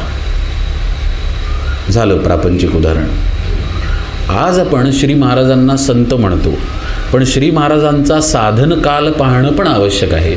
सर्व संतांचा साधनकाल पाहणं आवश्यक आहे, अभ्यासणं आवश्यक आहे की त्यांनी कशी साधना केलेली आहे. तासनतास साधना. परवा आपण चिमडच्या महाराजांची गोष्ट पाहिली. बसायचं जोत्याला टेकून, जोतं नावाचं एक गोष्ट असायची पूर्वी वाड्यामध्ये, त्या जोत्याला टेकून बसायचं आणि मागं शेंडीची गाठ खुंटीला बांधलेली, अशी साधना रात्र बसून. त्याच परंपरेतले एक साधू महाराज म्हणून होऊन गेले. ते साधू महाराज तर इतकी साधना करायचे की ज्या भिंतीला टेकून ते साधना करायचे त्या भिंतीवरती आकृती तयार झालेली होती त्यांच्या देहाची. ऐका बरं का, सकाळी 6ला साधना चालू. तुम्हाला वाटेल वा वा, पहाटे तरी फार नाही आहे. सकाळी 6ला साधना चालू, तर ते असे बसायचे. मग 12 नंतर हा हात टेकायचे संध्याकाळी 6पर्यंत. संध्याकाळी 6 नंतर डावा हात टेकायचे रात्री 12पर्यंत. आणि मग 12 नंतर पुन्हा असे बसायचे आणि पहाटेच्या किंवा मध्यरात्रीच्या वेळी 1 तास 1.5 तासाची विश्रांती घ्यायची. अशी साधना वर्षानुवर्ष, 4-5 वर्ष नव्हे, वर्षानुवर्ष, 12 बहुतेक 20-25 वर्ष तरी त्यांनी तशी साधना केली. म्हणजे कल्पना करा की नुसतं वेळ मिळाल्यानंतर परमार्थ ऐकणं कुठे आणि साधनेमध्ये आयुष्य झिजवणं कुठे, केवढा मोठा फरक आहे. पण तरीही आपण हे ऐकायचं, कारण आपण घरामध्ये पोस्टर जे लावतो, घरामध्ये फोटो जो लावतो, तो आदर्शाचा लावतो. कुठल्या तरी सत्संगात हा दृष्टांत आलाय पहा. समजा एखादा गिर्यारोहक असेल तर तो घरामध्ये एव्हरेस्टचा फोटो लावेल. तो चढू शकत नसेल आत्ता, पण फोटो तो एव्हरेस्टचा लावतो, पर्वतीचा लावत नाही. जिथं चढून जाणं कठीण आहे, जिथं चढून जाणं हे स्वप्न आहे गिर्यारोहकाचं, ती जागा तिथे लावली जाते. तसं हे आपले आदर्श आहेत. श्री महाराज ज्या अवस्थेमध्ये आहेत त्या अवस्थेमध्ये आपल्याला जायचं आहे, म्हणून तर त्यांनी नाम दिलं आहे ना. आपणासारिखे करीती तत्काळ नाही काळ वेळ त्या लागी, असं आपण संतांच्या बाबतीत म्हणतो ना. म्हणजे आपण जसे आहोत तसंच तुम्ही पण व्हावं म्हणून भगवंताचं नाम श्री महाराजांनी आपल्याला दिलेलं आहे. म्हणून सद्गुरूंनी अनुग्रह केलेला आहे की ज्या आत्मसुखामध्ये, आत्मस्थितीमध्ये मी आहे तिथे तू पण ये. म्हणून तर अनुग्रह आहे ना, कृपानुग्रह. म्हणून ते आपल्यासाठी आदर्श, म्हणून त्यांच्या तसबिरी, म्हणून तिकडे जाण्याचा प्रयत्न करणं म्हणजे सख्य भक्तीचा प्रयत्न करणं आहे. असो, भक्तिभाव आणि भजन, निरूपण आणि कथा कीर्तन हे सगळं भगवंताला आवडतं, तर यामध्ये तुम्ही राहण्याचा अभ्यास करा, हे समर्थांनी या ओळीत सांगितलं. म्हणून यामध्ये राहणाऱ्या, अभ्यास करणाऱ्या महात्म्यांची उदाहरणं आपण पाहिली की यांचं जीवन कसं कीर्तनमय होतं, कसं साधनामय होतं. असं राहिल्यानंतर भगवंत दूर राहील असं मला तरी वाटत नाही, तुम्हालाही वाटणार नाही. आपण तैसेची वर्तावे, आपणासी तेच आवडावे, मनासारिखे होता स्वभावे, सख्य घडे नेमस्त. म्हणजे त्या ठिकाणी आपण ज्या सगुण रूपावरती प्रेम केलेलं आहे त्या सगुण रूपातल्या आवडीनिवडी आणि आपल्या आवडीनिवडी यामध्ये फरकच राहत नाही. मार्गच वेगळा वेगळा राहत नसल्यामुळं जसे त्यांना फुलाचे ताटवे त्यांच्या मार्गावरती, तसाच तो पण याच मार्गावरती, तेच फुलाचे ताटवे याच्या मार्गावरती, अशी साधना होत जाते. खूप जवळीक आहे ही सत्शिष्यातली आणि सद्गुरूंमधली, ज्याचं विवरण हे समर्थांनी केलेलं आहे. एकीकडं जवळीक सांगतात आणि एकीकडं जवळीकीचा अभ्यास सांगतात. दोन्ही गोष्टी एकाच ओळीमधून समर्थ सांगत जातात. पुढं आता महत्त्वाची ओळी आली, ज्याचा थोडासा उल्लेख मगाशी झालेला. देवाच्या सख्यत्वा कारणी, किंवा काही ठिकाणी असं लिहिलं आहे देवाच्या सख्यत्वासाठी. देवाच्या सख्यत्वा कारणे आपले सौख्य सोडून देणे, अनन्य भावे जीवे प्राणी, शरीर तेही वेचावे, सांडून आपली संसार व्यथा, करीत जावी देवाची चिंता. काय सुंदर होयात हो. निरूपण, कीर्तन, कथा, वार्ता देवाच्याची सांगाव्या, देवाच्या सख्यत्वासाठी पडाव्या जीवलगासी तुटी, सर्व अर्पावे सेवटी, प्राण तोही वेचावा. इतक्या प्रेमपूर्ण आणि इतक्या स्पष्ट ओव्या आहेत की या नुसत्या वाचल्या तरी भरून येतं. देवाच्या सख्यत्वासाठी पडाव्या जीवलगासी तुटी, म्हणजे घरी जाऊन मिस्टरांना सांगायचं नाही बरं का, तुमचा माझा काही संबंध नाही, आता मला देवाशी सख्यत्व करायचं आहे, असा याचा अर्थ नाही. आपल्या जीवलगांना सोडायचं आहे म्हणजे आपल्या षड्री पुन्हा सोडायचं आहे. मग अशी पाहिलं आपण, आपला आळस, आपली भूक, आपला आराम, या गोष्टींना सोडायचं, इथली हाव सोडायची. झोपू नका असा याचा अर्थ नाही. आपण मगाशी उदाहरण पाहिलं ते टोकाचं उदाहरण आहे, पण तिथं त्या अभ्यासानं गेलेले आहेत. लक्ष्मीबाई अक्का असतील किंवा आईसाहेब असतील किंवा भाऊसाहेब महाराजांच्या नेमाच्या गोष्टी तर इतक्या अलौकिक आहेत की काय सांगाव्या. पण अभ्यास करत करत त्या दशेला ते गेलेले आहेत. त्यामुळे एकदम ते करायला जाऊ नये आपण, पण आपले प्रयत्न त्या दिशेचे असावेत. हे निरूपण ऐकल्यानंतर समजा एखाद्या विषयभोगाचा विचार आपल्या मनात आला, लक्ष देऊन ऐका हां. समजा एखाद्या विषयभोगाचा विचार आपल्या आत आला तर हे निरूपण ऐकल्यानंतर किमान आपण एवढं करावं, एवढा विचार करावा की हा गरजेचा आहे का आत्ता भोग? हा विषय भोग समजा घेतला नाही तर काय अडणार आहे का आपलं? एवढा तरी विचार करावा आणि तो टाळण्यासारखा असेल तर टाळावा. एवढं जर आपण केलं तरी आपण आजच्या निरूपणातून घरी काहीतरी घेऊन गेलो. नाहीतर ऐकायचं आणि करायचं तेच करायचं, मग त्याला श्रवण भक्ती म्हणता येणार नाही. म्हणून पहा, श्रवणापासून सगळं केल्यानंतर इथं सख्यापर्यंत आपण आलो आहे. जीवलगांशी तुटी करायच्या आहेत, पण अभ्यासानं करायच्या आहेत. हळूहळू एक एक पायरी अभ्यास करावा, एवढं तरी आपण करू शकतो. समर्थ म्हणतात, या देवाच्या सौख्यत्वासाठी सख्यासाठी आपले सौख्य सोडून देणे अनन्य भावे जीवे प्राणी शरीर तेही वेचावे. शरीर वेचावं म्हणजे दोन अर्थांनी आहे. भगवंताच्या उपासनेसाठी, साधनेच्या बैठकीसाठी शरीराची तमा बाळगू नये, तक्रारी करू नयेत. गुडघाच दुखतो, हो अहो दुखतो माहीत आहे, पण तो दुखत असताना आपण टी व्ही पाहतो ना. कंबर दुखते माहीत आहे, पण ती दुखत असताना पण आपण सुनेच्याबद्दल काहीतरी बडबडत बसतोच ना. दुसऱ्या कोणाशी तरी फोन आला कोणाचा तरी, तर कुठल्या काळच्या आठवणी 30 वर्षांपूर्वीच्या, पण आपण त्या गप्पा मारत बसतो ना. अर्धा 1 तास 2 तास गुडघा दुखत असताना. पण मग गुडघा दुखत असताना साधनेनं काय वाकडं केलेलं आहे?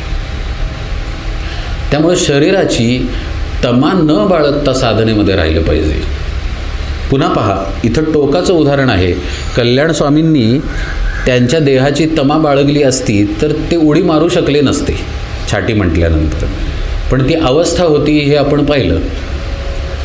पण अहो, आपण निदान एवढं म्हणू शकतो ना की इथं आता नैने घाटावरती आल्यानंतर मी कंटाळा करणार नाही केर काढायचा, खुर्च्या गोळा करायचा, सतरंजा गोळा करायचा किंवा घालण्याचा कंटाळा मी करणार नाही, एवढा तरी आपण अभ्यास करू शकतो.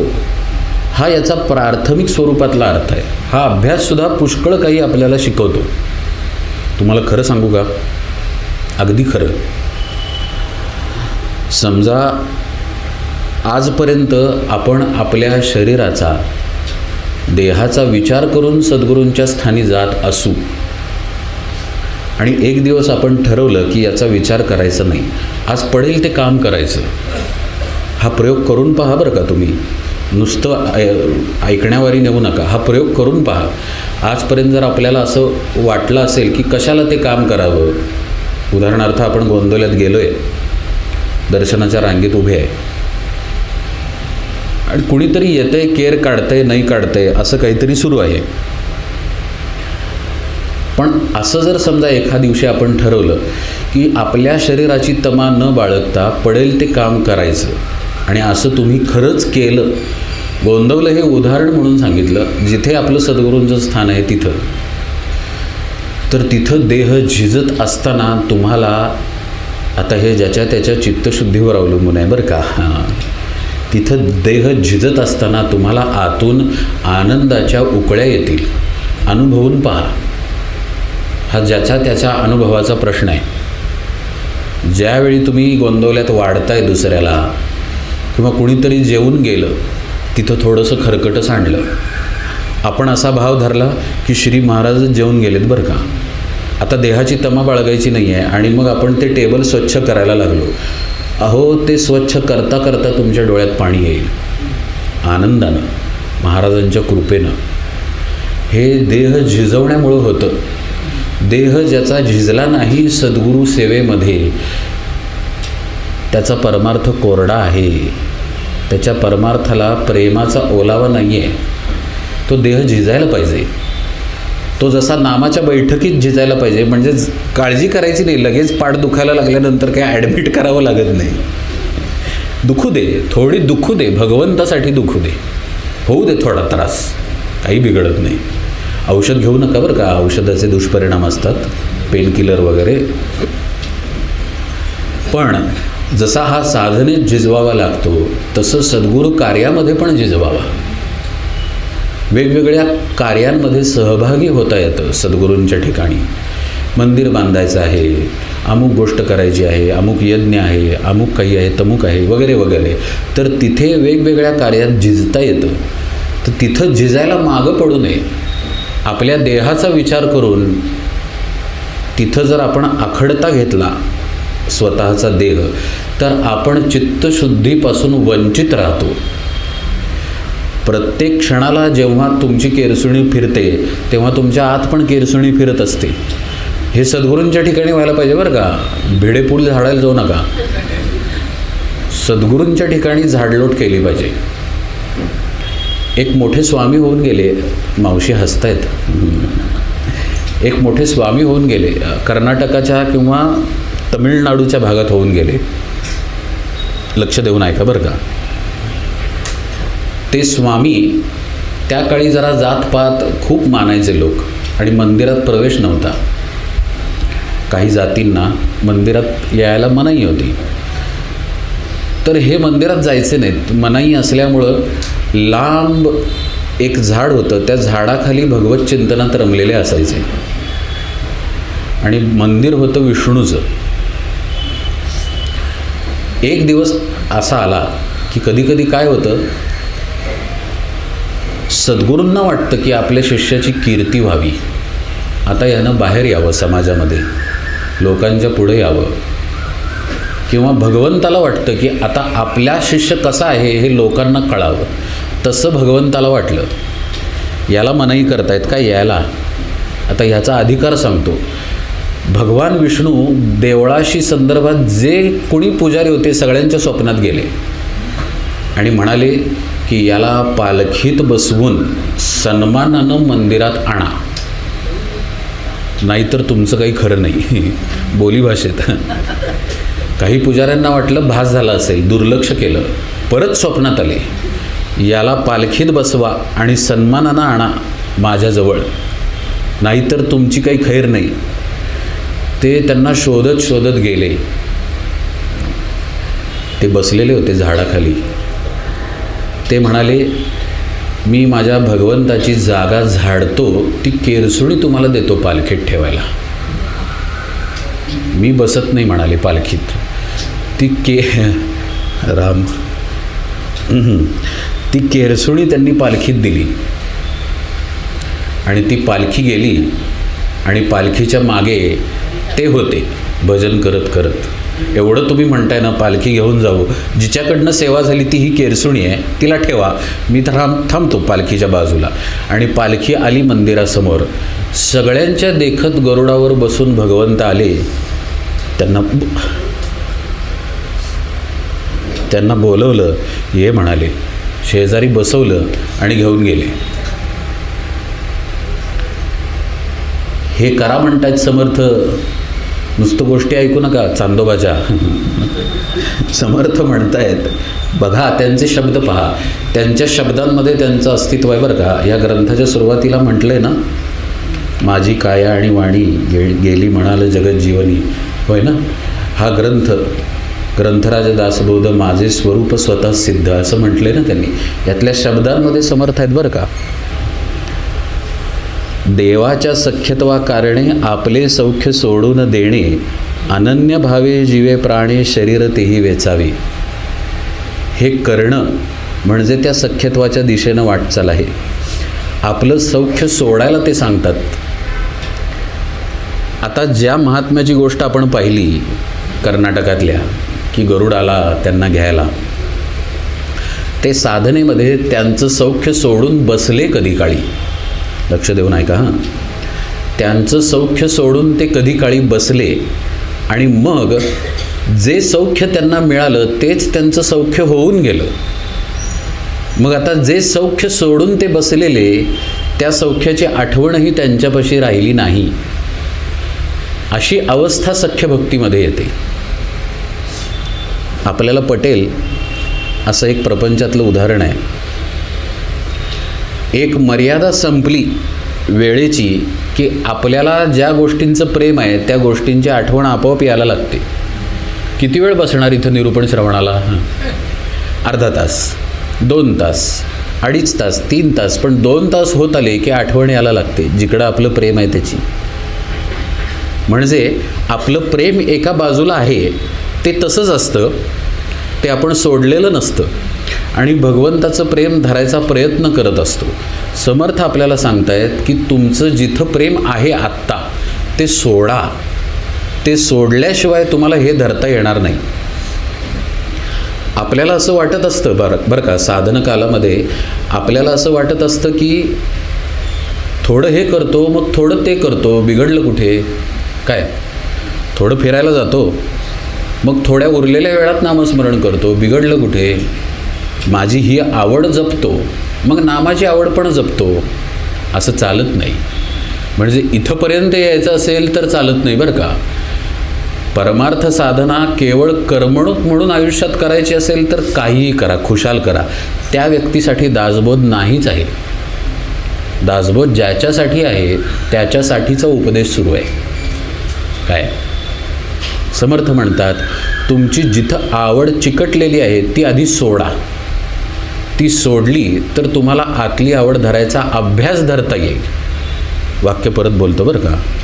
तुमची जिथं आवड आहे ती आवड आधी सोडा, तर आतली आवड जिथं धरायची, कुठं धरायची?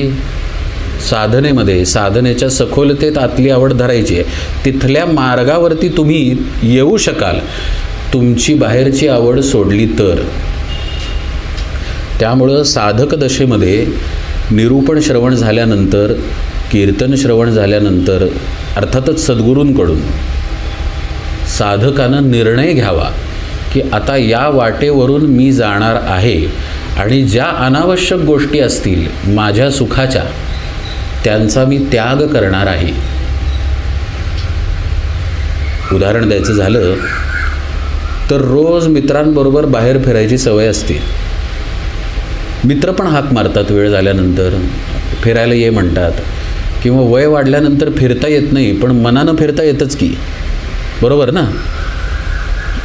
मग फिरून जग जे बघायचं आहे ते माणसं रस्त्यावरच्या कट्ट्यावर बसून बघायला लागतात. जग काही नाही, भेटायचं, बसायचं आणि गप्पा मारायच्या, चकाट्या पिटायच्या. मग त्याच्यासाठी मित्र बोलवतात. याला असं वाटतं मित्राला जर सोडलं, आत्ता सांगितलं मित्रांना मी येणार नाही, तर ते मित्र दुखावले जातील. असं प्रत्येक टप्प्यावरती मनुष्याच्या जीवनात येतं की हे जर मी केलं नाही तर हे दुखावले जातील. सद्गुरूंकडं श्रवणाला जायची वेळ आहे, काय असेल ती, सकाळी 8 वाजताची आहे, संध्याकाळी 6 वाजताची आहे. आत्ता सद्गुरूंकडं गेलो तर मावशी दुखावेल, ती आली आहे मला भेटायला, असं जीवनात नेहमीच असणार आहे, रोजच असणार आहे. साधकाला विचार करून निर्णय घ्यावा लागतो की काहीही झालं तरी आता हे मी सोडणार आणि हे मी धरणार. हा विचार जोपर्यंत तो करत नाही तोपर्यंत सख्यत्वाच्या, साधनेच्या, आत्मसुखाच्या वाटेवरती येऊ शकत नाही. आता इथं एक तात्विक कात्री आहे बरं का. श्री महाराजच म्हणतात कुणाला दुखवू नका. आणि श्री महाराजच समर्थांच्या रूपात सांगतात. समर्थ आणि श्री महाराज वेगळे नाहीत बरं का. महारुद्र जे मारुती रामदास, कली माझी ते जाहले रामदास, जना उद्धराया पुन्हा प्राप्त होती, नमस्कार त्या ब्रह्मचैतन्य मूर्ती. तेच महाराज सांगतात दासबोधातून की तुमच्या सुखाच्या जागा सोडा. मग आता करायचं कसं? हे निर्णयावरती आहे, साधकाच्या तीव्रतेवरती आहे, तुम्हाला काय हवं आहे याच्यावरती आहे. आपण जर आपल्या बुद्धीचा आधार घेऊन एक्सक्यूज द्यायला लागलो की महाराजच म्हणतात ना दुखवू नका कोणाला, मग माझ्या मुलाकडं मी परदेशी कसं जाऊ नको, मुलगा दुखावला जाईल, मग मला जायला पाहिजे. पहा, आपण परमपूज्य वासुदेवानंद सरस्वती टेंबे स्वामी महाराज नाही की कुठेही कसेही गेलो तरी आपलं चिंतन चुकणार नाही. ते त्यांचं चुकत नव्हतं. रस्त्यातून जाताना एखादा झरा जरी दिसला तरी तिथं ते स्नान संध्या करायचे, पण चुकवायचे नाहीत. महात्म्यांची तुलना आपल्याशी होऊ शकत नाही आणि आपली तुलना महात्म्यांशी करता येत नाही. तुका म्हणे तैसे संत आणि जन, दोहोसी समान भजो नये. त्यामुळं आपण परदेशात गेलो तरी नामचिंतनात राहता येतच की, असा तर्क काढून परदेशात जाऊ नये, असा तर्क काढून आपल्या सुखाच्या जागी रमायला जाऊ नये. निर्णय घेऊन त्या सुखाचा त्यागच करायला लागेल, हे समर्थांनी स्पष्ट सांगितलेलं आहे. पहा त्यांचे शब्द, मनचं सांगत नाही आहे, आपले सौख्य सोडून देणे सांगितले की नाही. आपलं सौख्य कुठं आहे विचार करा, ते बरोबर त्याच ठिकाणी आहे जे आत्ता निरूपणातनं सांगण्यात आलेलं आहे. आणि ती ठिकाणं आपल्या देहाशी संबंधित असतात. ही आपल्या सुखाची ठिकाणं देहाव्यतिरिक्त कुठे नाहीत. जिथं देहबुद्धी तिथंच ही सुखाची ठिकाणं, ती सोडून द्यायची. ती सोडून दिल्यानंतर आपण सद्गुरूंपाशी येऊन शांत होऊ शकतो, अभ्यासात रमू शकतो. अभ्यासात रमलो की मग आपल्याला आणखी खोल जाता येतं.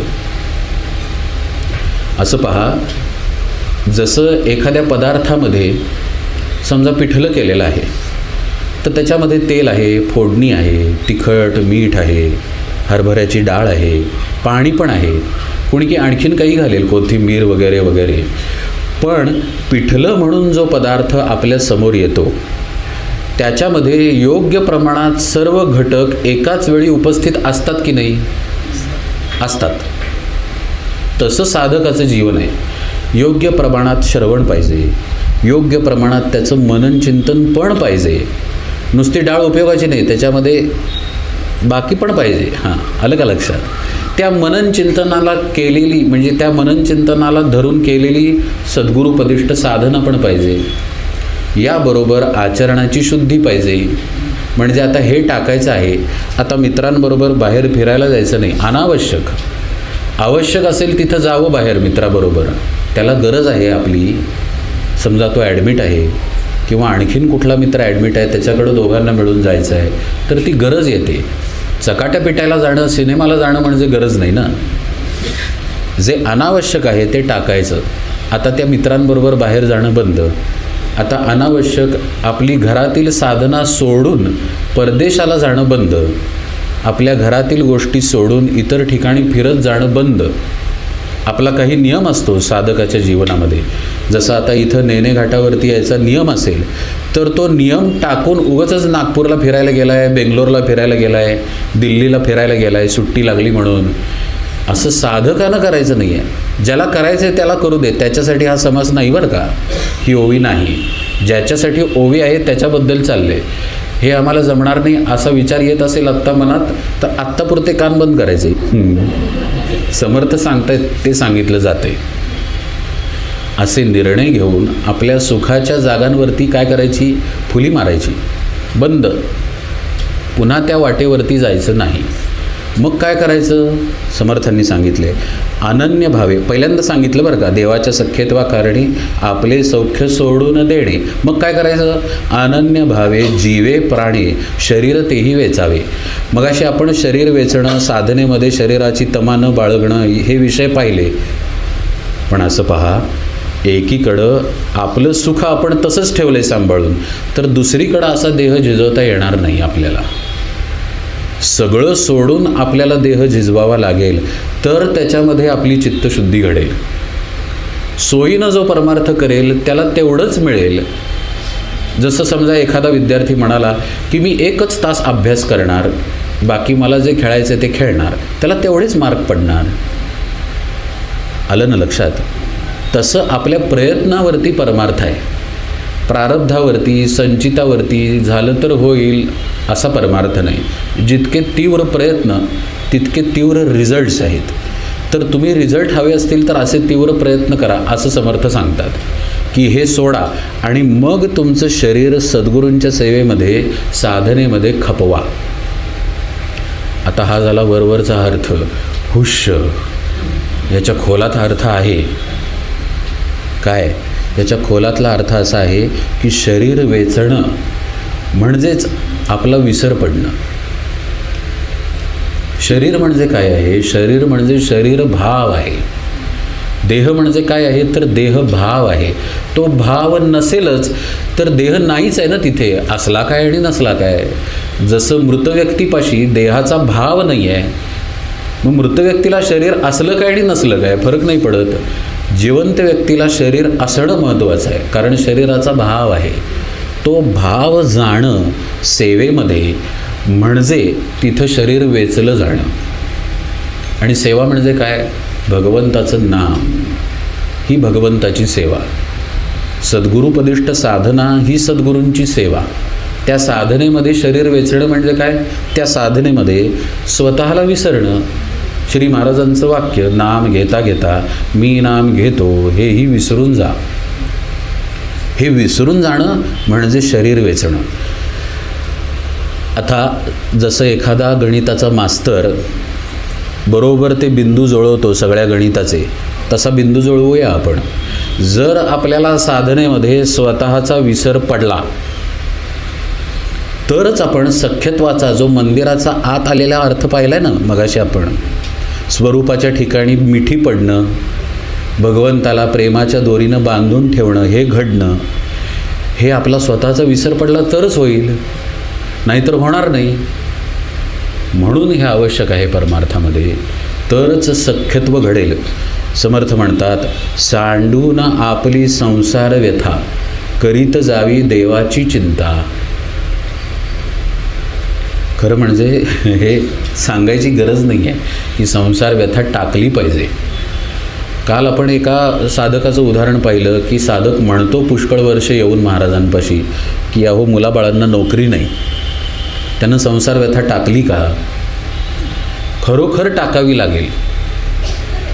लक्षणानं ते प्रगट व्हावं लागेल की आपण आपली व्यथा टाकलेली आहे, तरच आपल्याला भगवंताचं प्रेम मिळेल. आणि मग समर्थ म्हणतात, करीत जावी देवाची चिंता. म्हणजे देवाची काळजी करा असं नाही बरं का, आपण आत्मस्वरूप व्हायचं आहे याची तुम्ही काळजी करा. काळजीपूर्वक आत्मस्वरूपाच्या वाटेवरती जा. नाहीतर काळजी करणं म्हणजे जसं आत्ता आपल्या लेकरानं खाल्लं असेल का असं आई काळजी करते, तसं देवाला प्रसाद नैवेद्य दाखवला गेला असेल का, ही भगवंताची काळजी नव्हे. देवाची चिंता करणं म्हणजे आपल्या स्वरूपप्राप्तीच्या साधन मार्गाची चिंता आपण करणं, की ते चालू आहे का, त्याच्यावरती मी आहे का, त्याला धरून माझी कर्म चालली आहेत का, जे सुख टाकायला पाहिजे ते टाकलं गेलं आहे का, का त्या सुखात आत्ता रमतोय.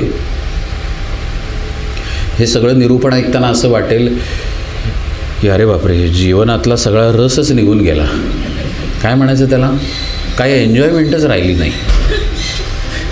अहो पण असं पहा, ही एन्जॉयमेंट कुणाला आहे?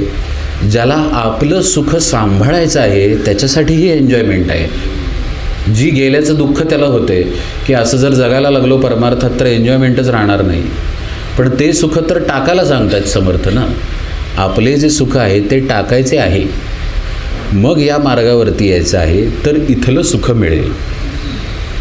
नाहीतर कसं आहे, वेदांमध्ये, उपनिषदांमध्ये, तेच भगवद्गीतेमध्ये, ज्ञानेश्वरीमध्ये, दासबोधामध्ये निर्विषय आनंदाचा विषय आलेला आहे, वेगळ्या वेगळ्या ठिकाणी आलेला आहे. इंद्रियांव्यतिरिक्त असलेल्या सुखाचा विषय आलेला आहे.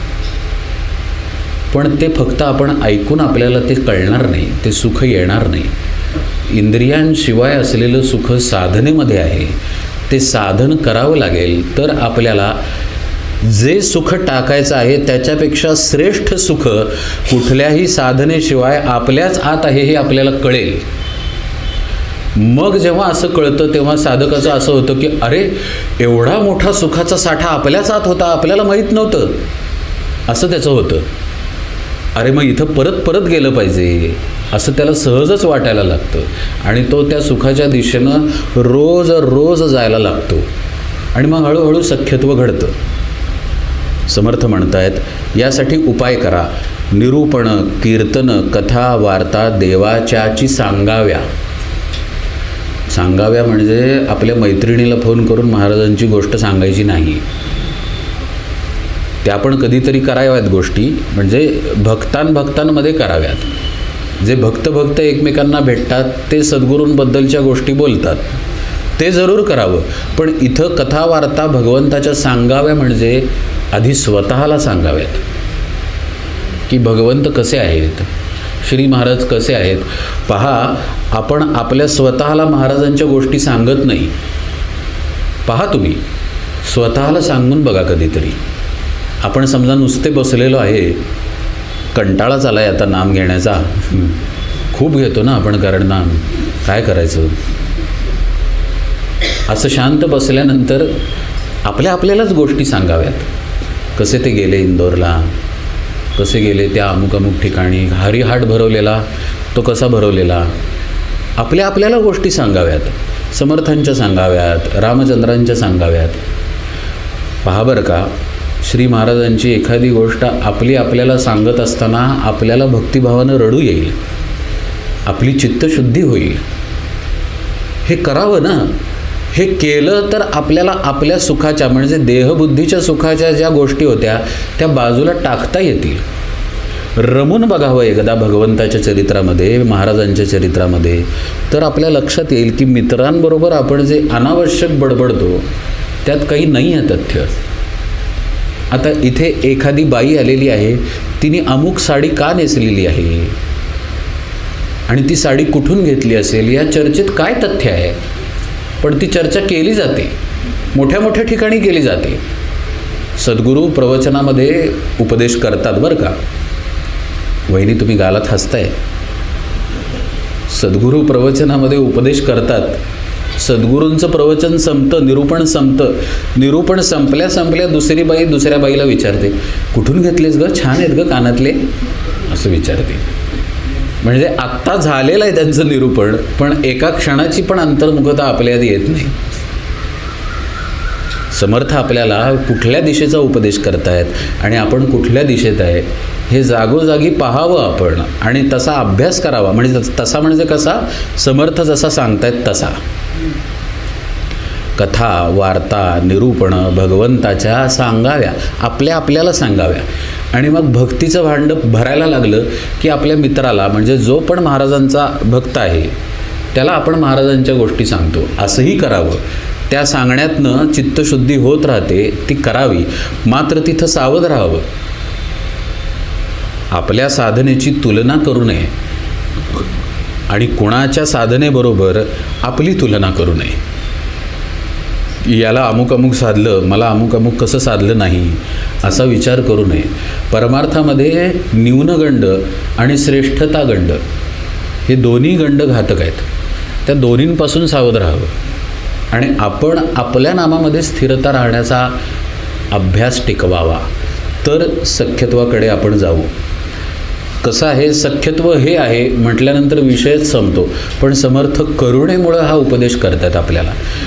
नाहीतर जो सख्यत्वात आहे की नाही ताई, त्यानं त्याचं सुख सोडलेलंच आहे ना. काय, त्यानं भगवंताला जे आवडतं ते केलेलंच आहे. मग ते सांगायची काय गरज आहे समर्थांना? आपल्यासाठी ते हे सांगतात की तुम्ही हा अभ्यास करा तर सख्यत्वाकडे जाता येईल.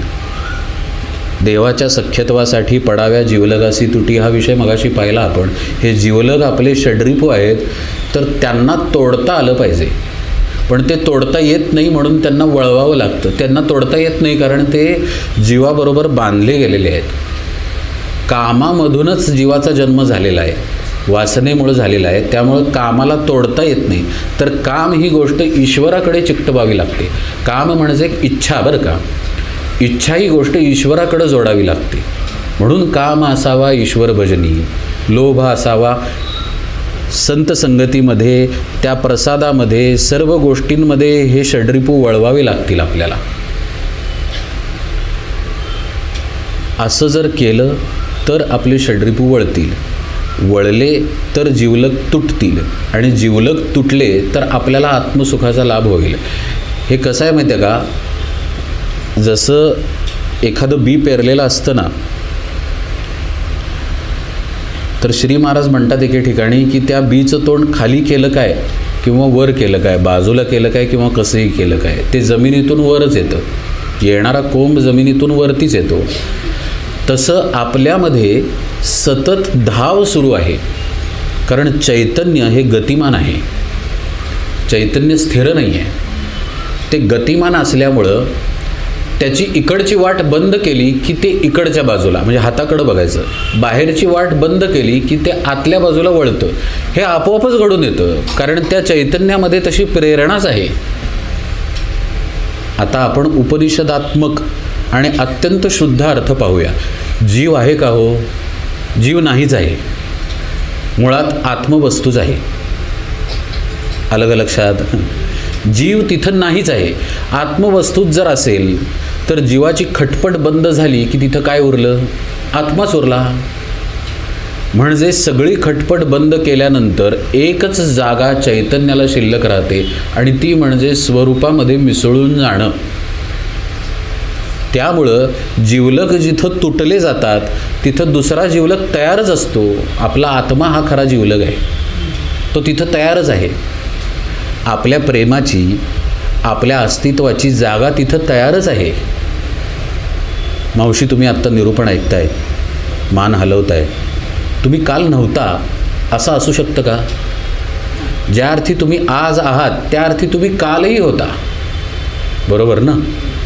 तसं आपलं असणे पण कुठेही गेलेलं नाही आहे तिथं आहे. आणि त्या असणेपणाच्या जागी आत्मस्वरूपाच्या ठिकाणी प्रेमही आहे, खरं सुख पण आहे. खरा जिवलग तो असल्यामुळं तिकडे आपण आपोआप वळतो आणि त्याच्याशी समरसून जातो. त्याच्याशी समरसणं जेव्हा घडतं तेव्हा खरी तिथं सख्यत्व भक्ती घडून येते, त्याला मिठी पडते. पूर्ण जे समरसून जाणं आहे, जेव्हा आपणही उरणं संभवत नाही, ते आत्मनिवेदन आहे बरं का. त्याच्याकडं नंतर यायचं, कारण आपल्याला अजून 2 दिवस आहेत. आपण या नवविधा भक्तीचा विषय खोलात पाहिलेला आहे. या विषयाची उजळणी पण केली जाणार आहे. श्रवणामध्ये काय महत्त्वाचे मुद्दे आहेत, कीर्तनात काय महत्त्वाचं आहे, नामस्मरणात, पादसेवनात, अर्चन, वंदन, दास्य, सख्य, सगळ्यातल्या महत्त्वाच्या मुद्द्यांना स्पर्श करूया आपण. मग आत्मनिवेदनही सखोलतेनं पाहूया. या आत्मनिवेदनाच्या अलीकडं जरी सख्य भक्ती असली तरी ती जराही कमी महत्त्वाची नाही. ती श्रेष्ठ आहे, कारण त्या भक्तीला चळण नाही. त्या भक्तीच्या अवस्थेमध्ये आत्यंतिक सुख आहे, जे इंद्रियांशिवाय असलेलं सुख आहे. समर्थ म्हणतात, आपुले अवघेची जावे, परी देवासी सख्य राहावे, ऐसी प्रीती जीवे भावे, भगवंती लागावी. जसं ज्यानं प्रेम केलेलं आहे त्याला प्रेम कळेल, किंवा ज्याला लेकरू आहे पोटचं त्याला कळेल लेकराबद्दल असलेलं प्रेम. म्हणजे अन्न जर घरी कमी असेल तर त्या आईला असं वाटतं की आपण अर्धपोटी राहूया, पण याचं पोट भरलं पाहिजे. वाटतं ना? आपल्याला 4 घास कमी मिळाले तरी चालतील, पण याचं पोट भरलं पाहिजे. हे जेव्हा भगवंताबद्दल वाटायला लागतं, सद्गुरूंबद्दल वाटायला लागतं, तो जो प्रेमाचा उमाळा आहे तो जेव्हा आतून येतो, जेव्हा स्वतःचं महत्त्व कमी होतं आणि फक्त तोच आयुष्याला व्यापून राहतो, तेव्हा तिथं सख्य भक्ती असते, असं समर्थ म्हणतात. म्हणजे आपल्या आवडीनिवडी खूप मागं पडतात. आपलं आयुष्य आपलं म्हणून जे जगत असतो आत्तापर्यंत आपण, पहा बरं का, आपलं नाव, आपली जात, आपलं आडनाव, आपलं कुळ गोत्र, आपलं शिक्षण, त्या शिक्षणामुळं मिळालेलं शहाणपण, त्यामुळं मिळालेली नोकरी, त्यातून मिळालेला पैसा, त्या पैशातून घेतलेल्या वस्तू, तो पैसा, ती नोकरी आणि ते शिक्षण आहे म्हणून असलेली समाजातली पत, ती पत आहे म्हणून नातेवाईकांनी दिलेला मान, आणि नातेवाईकांकडून प्रेम मिळतंय म्हणून सगळे आपले प्रेमाचे आहेत, अशा भ्रमात राहणारा हा, हे सगळं मागं पडतंच. सख्य भक्तीपाशी हे काहीही नाही. जर काही असेल तर फक्त प्रेम आहे, मी पण तिथं नाही, वेगळेपणाचा. अशा सख्य भक्तीमध्ये जायचं असेल तर समर्थ म्हणतात की तिथं प्रेम जोडून ठेवायचा अभ्यास आपण नियमानं केला पाहिजे.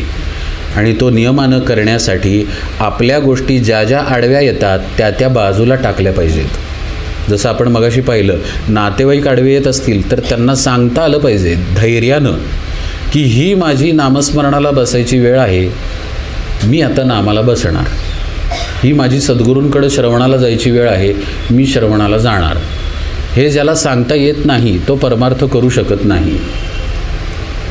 देव म्हणजे आपुला प्राण, प्राणाशी न करावे निर्वाण, परमप्रीतीचे लक्षण ते हे ऐसे असे. जशी आपली आपल्या प्राणांवरती प्रीती आहे, आत्ता आपण पाहिलं सगळं, नाव, रूप, शिक्षण, पत वगैरे गोष्टी पाहिल्या, पण त्याही वरवरच्या आहेत. इतकं आपलं प्रेम आपल्या जिवंतपणावरती आहे. पहा, आपल्या देहावर आपलं प्रेम आहे आपण म्हणतो, बरोबर आहे, पण ज्यावेळी देहाला एखादी जखम होते, शुगर असते आणि त्या जखमेचं गँग्रीन व्हायला लागतं, डॉक्टर म्हणतात आता पाय कापला नाही तर तुम्ही मराल, तर तो डॉक्टरला काय म्हणतो? कापा म्हणतो. म्हणजे पायापेक्षा माझ्या जिवंतपणावरती माझं प्रेम जास्त आहे. एखादा डोळा काढावा लागला तर काढा म्हणतो, एखादी किडनी कुजली आहे तर काढा म्हणतो, दुसरी आहे पण मला जगू दे म्हणतो. म्हणजे देहावरही एवढं प्रेम नाही जेवढं आपलं आपल्या प्राणांवर प्रेम आहे. समर्थ म्हणतात तेवढं प्रेम भगवंताकडं लागलं की सख्य भक्ती आहे. म्हणजे इतकं प्रेम, याची तुलनाच करता येत नाही. श्री महाराजांनी वाक्य काढलं त्यांच्या मुखातून म्हणून सांगायचं. श्री महाराज म्हणतात की एवढं प्रेम ब्रह्मानंदांनी केलं आणि कोणी केलं नाही, असं श्री महाराजांचं वाक्य आहे. समर्थ म्हणतात देव म्हणजे आपुला प्राण प्राणासी न करावे निर्वाण, अशी परमप्रीती ज्याची भगवंतापाशी असते तो सख्यत्वात आहे. आता आपण सूक्ष्मातला अर्थ पाहूया, कारण असं पहा, थोडा वेळ मगाशी माईक बंद पडलेला, त्यामुळं आपल्याला ग्रेस पिरियड मिळालेला आहे. त्यामुळं घड्याळाकडं बघू नका बरं का. कंटाळला नाही ना कोणी? नक्की ना? असा हात वर करा, आम्ही नाही कंटाळले. वा. समर्थ म्हणतात हा जो प्राण आहे त्याच्यासारखं आपलं भगवंतावर प्रेम पाहिजे. पण याच्या खोलातल्या अर्थाकडं जाऊन आपण असं पाहूया की प्राण म्हणजे नेमकं काय आहे. कोणाला माहिती आहे प्राण म्हणजे काय आहे? आपण प्राण, अपान, व्यान, उदान, समान अशी पंचप्राणांची नावं घेतो. पण हे 5 प्राण ज्या प्रमुख प्राणाच्या अधिष्ठानावर काम करतात तो खरा देव आहे. जसं आत्ता हे पुणे शहर आहे, तर पुणे शहरामध्ये पर्वती आहे, बरोबर. पुणे शहरामध्ये नदी म्हणून काहीतरी मधून वाहत जातं, त्याला म्हणायचं नदी म्हणून, पण ते काहीतरी वाहत जातं ज्याला दुर्गंधीच येते, असं काहीतरी आहे. दगडूशेठ हलवाई गणपती आहे, काय तांबडी जोगेश्वरी आहे, काय जे काय असेल ते आहे. यानं पुणं ओळखलं जातं. पण पृथ्वी नसेल तर पुणं असेल का? नाही. आणि ब्रह्मांड जर नसेल तर आकाशगंगा पण नाही. पण ब्रह्मांडाचा कर्ता नसेल तर ब्रह्मांड तरी असेल का? हे जसं ब्रह्मांडाच्या बाबतीत आहे तसं 5 प्राणांची हालचाल दिसून येते. जसं हे पुणे शहर आपल्या इंद्रियांना कळतं, तसं प्राण हे प्रगट रूपात आहेत, म्हणजे गुणांसहित आहेत. प्राण, अपान, व्यान, उदान, समान या प्राणांना गुण आहेत. त्या गुणांनी ते प्राण ओळखता येतात. म्हणजे प्राण हे दृश्य आहेत. मग ज्या अर्थी ते दृश्य आहेत त्या अर्थी त्याचा कर्ता कोणीतरी आहे. जसं मडकं आपल्या डोळ्याला दिसतं तर कुंभार निश्चित आहे ज्यानं मडकं घडवलेलं आहे. मडकं फोडलं तर कुंभार सापडणार नाही, माती सापडेल पण बनवणारा सापडणार नाही. तसं प्राणांमध्ये मुख्य प्राण सापडत नाही. मुख्य प्राण जो आहे, ज्यानं प्राण निर्माण केले, तो मुख्य देव आहे आपला. समर्थ म्हणतायत त्या देवाकडं जो दुर्लक्ष करतो तो सख्यात येऊ शकत नाही. याचा साधनेतील सूक्ष्मार्थ असा, जो दृश्यामध्ये अडकतो, अनुभूतीमध्ये अडकतो, तो भगवंताशी सख्यत्व करू शकत नाही. ज्याला अनुभव आला तो यानं देह समजला आणि मग असं म्हणायला लागला की मला अनुभव आला, मला महाराज दिसले, मला तेज दिसलं, असं तो म्हणायला लागला. काल स्वप्नात महाराज आले असं तो म्हणायला लागला. कोण? जो अज्ञानी आहे तो म्हणायला लागला. हे जोपर्यंत चालतं तोपर्यंत सख्यत्व नाही. म्हणजे अनुभव ज्याला येतो तो अनुभवामध्ये जेव्हा मिसळून जातो, अनुभव रूपच होतो, तेव्हा तिथं सख्यत्व उदयाला येतं. तिथं वेगळेपणा राहतो, पण फक्त प्रेमाचा राहतो. एक प्रेमाचा वेगळेपणा तेवढा शिल्लक आहे बरं का आता आत्मनिवेदन आणि सख्यामध्ये. बाकी वेगळेपणा काही शिल्लक नाही आहे. इतकी समरसता झालेली आहे. प्रेम राहतं, पण हा मी आहे हा भाव तिथनं निघून जातो. हा निघून गेल्यामुळं मुख्य जो प्राण आहे, मुख्य जो भगवंत आहे, जो आत्मा आहे, त्याच्याशी सख्यत्व घडतं. समर्थ म्हणतायत ही खरी परमप्रीती आहे. नुसती त्यांना समर्थांनी नुसतं प्रीती हा शब्द वापरला नाही. समर्थ म्हणाले परमप्रीतीचे लक्षण ते हे ऐसे असे. जोपर्यंत तिथं दुसरं काही भेसळ आहे, म्हणजे अनुभवाची भेसळ आहे, तोपर्यंत ती परमप्रीती नाही. जेव्हा अनुभवाची भेसळही निघून जाते तेव्हा त्याची परमप्रीती होते. असा थोडासा यातला सूक्ष्मातला अर्थ. समर्थ म्हणतात ऐसे परमसख्य धरिता देवास लागे भक्ताची चिंता. पांडव लाखा जोहरी जळता विवरद्वारे काढिले. महाभारतातली गोष्ट आहे ज्याचा दाखला देतात समर्थ. सगळ्यांना माहिती आहे की लाक्षागृहातून पांडव सुटले, भगवंताची कृपा होती म्हणून सुटले. पण इथं समर्थ म्हणतायत जो खऱ्या अर्थानं असं प्रेम भगवंतावरती करतो त्याची काळजी भगवंत घेतो. आता आपण थोडा असा अर्थ पाहूया की भगवंतामध्ये आणि सद्गुरूंमध्ये एक फरक आहे. आपले जे सद्गुरू आहेत ना, म्हणजे जो भगवंताचा अर्थ आपण आत्तापर्यंत पाहतोय निरूपणामध्ये, अगदी आत्म्यापर्यंत, किंवा त्या भगवंतांचं सगुण मूर्तिरूप उदाहरण म्हणजे प्रभू रामचंद्र, भगवान गोपाळकृष्ण किंवा पांडुरंग परमात्मा, यांच्यापेक्षा सद्गुरू श्रेष्ठ आहेत. कारण सद्गुरूंमुळे यांची ओळख आहे.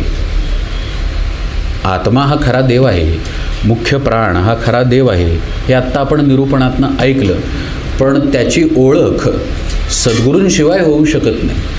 म्हणून सद्गुरू त्याच्यापेक्षाही श्रेष्ठ आहेत. इथं जो अर्थ आहे या ओवीमध्ये, तो अर्थ असा सांगतो की जोपर्यंत आपण आत्मभावामध्ये स्थिर होत नाही,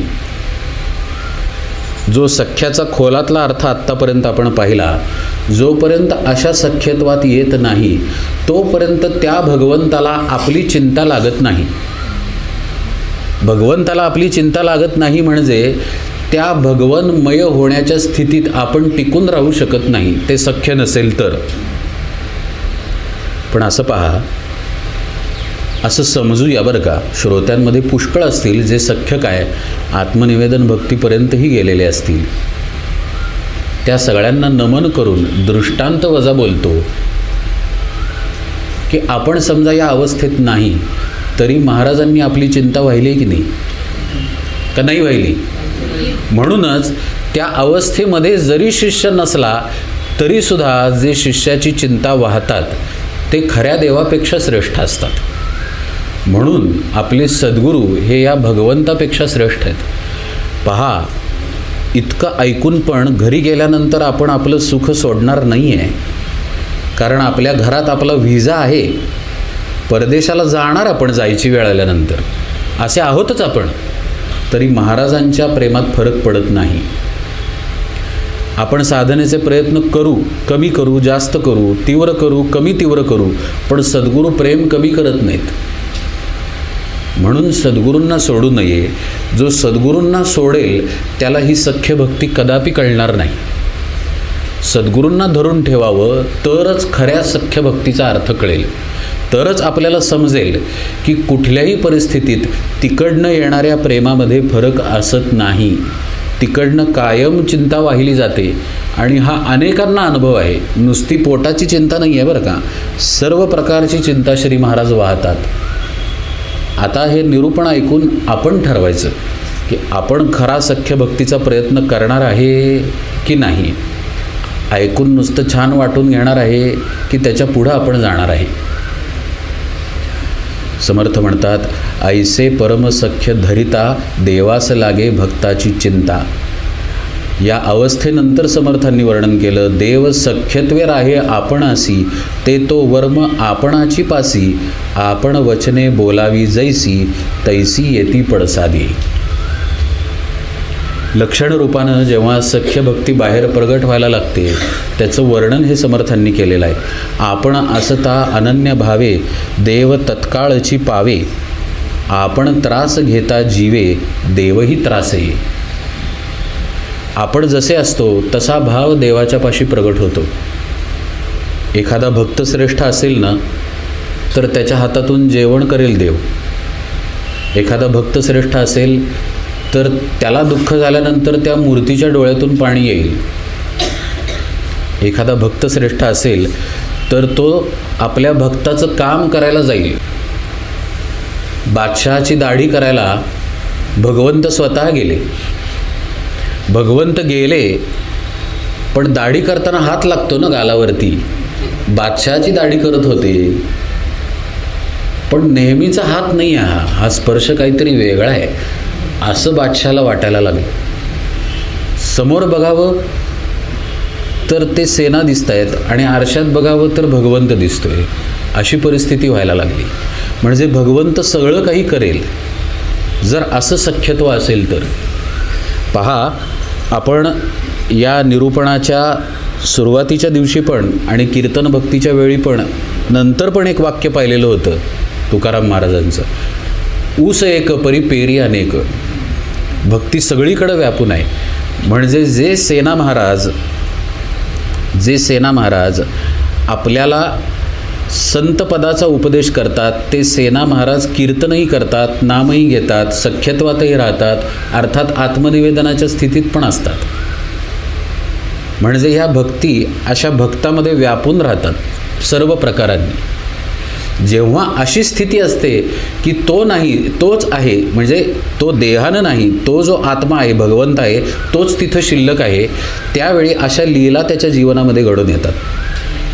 हे सेना महाराजांनी जाणीवपूर्वक केलेलं नाही, आपोआप घडून आलं. असं ज्यावेळी घडलं त्यावेळी ती सख्यत्वाची दशा आहे. समर्थ म्हणतात, आपुल्या मनासारखे न घडे तेणे गुणे निष्ठा मोडे, तरी गोष्टी आपणाकडे सहजची आली. मेघ चेतकावरी वोळेना तरी चातक पालटेना, चंद्र वेळेसी उगवेना तरी चकोर अनन्य. त्याचं प्रेम असं असतं की सद्गुरूंनी पाहिलं तरी प्रेम आहे, नाही पाहिलं तरी प्रेम आहे. तो त्याची दशा बदलत नाही, त्याच्या प्रेमात अंतर येत नाही. आम्ही गेलो श्री महाराजांच्या दर्शनाला किंवा सद्गुरूंच्या, पण त्यांनी आमच्याकडं पाहिलंच नाही, आमच्याशी बोललेच नाही, असं त्याला वाटत नाही. तो त्याच्या प्रेमामध्ये बुडालेला असतो. यांनी पाहिलं काय आपल्याकडे, नाही पाहिलं काय, प्रेमाच्या अवस्थेमध्ये फरक पडत नाही. तेव्हा तिथे सख्यत्व आहे, दुसरीकडं सख्यत्व नाही. आपल्याकडं पाहिलं नाही असं जेव्हा त्याला वाटत असतं तेव्हा ते अहंकारानं वाटत असतं. समर्थांनी इथं उपमा दिलेली आहे की तो चकोर चंद्रासाठी असतो, पण चंद्र उगवला नाही तरी चंद्राप्रती असलेली अनन्यता तो मोडत नाही. तसंच चातकाचं उदाहरण दिलेलं आहे, मेघाचं आणि चातकाचं. चातक पक्षी पावसाची वाट पाहतो, पण पाऊस नसेल तर तो रुसून बसत नाही, त्याची अनन्यता तो सांभाळतो. ऐसे असावे सख्यत्व विवेके धरावे सत्व, भगवंतावरील ममत्व सांडूची नये.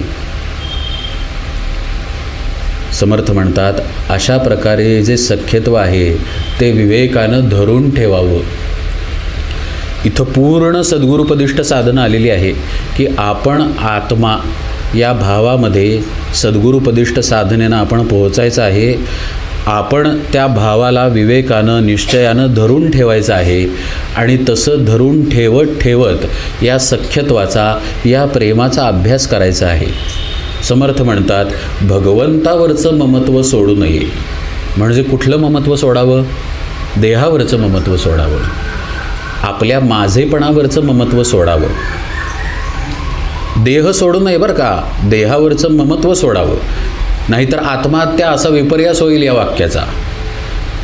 आपल्या बायकोला, आपल्या नवऱ्याला आपल्या कपड्यांना सोडायचं नाही आहे, त्यामुळे काळजी करू नका. साड्या जशाच्या तशा ठेवायच्या आहेत, फक्त त्या साड्यांवरचं ममत्व काढायचं आहे. हे श्री महाराज आपल्याला शिकवतात. श्री महाराजांचं एके ठिकाणी वाक्य पण आहे की तुम्ही विषय टाकण्याऐवजी विषयातली आसक्ती टाका, असं श्री महाराज सांगतात. म्हणजे जेवण सोडू नका, जेवणातली आसक्ती टाका. तसा हा उपदेश आहे समर्थांचा. ती आसक्ती आपण टाकली, ते ममत्व आपण टाकलं, तर आपल्याला भगवंताचं ममत्व धरता येईल. पण एकदा धरलं की समर्थ म्हणतात ते सोडू नका. याचा सूक्ष्मार्थ असा की सद्गुरू चरण मिळाले की ते सोडता पण येतात, तर सोडू नयेत असं सावध करतायत समर्थ आपल्याला. कदापि श्री महाराजांना सोडू नये. श्री महाराजांच्या चरित्रात एक दाखला आहे पहा. ते सत्पुरुष त्या भक्ताला म्हणाले की तो मुंगळा जसा पकडून असतो तसं तू तुझ्या महाराजांना पकडून राहा असं म्हणाले. म्हणजे पाय सोडणं आपल्या हातात असतं. विकल्प येतात, शंका येतात, काही ना काहीतरी असं घडतं की ज्यामुळं आपल्याला वाटतं की नाही आता काही अर्थ नाही या ठिकाणी जाण्यात बरं का.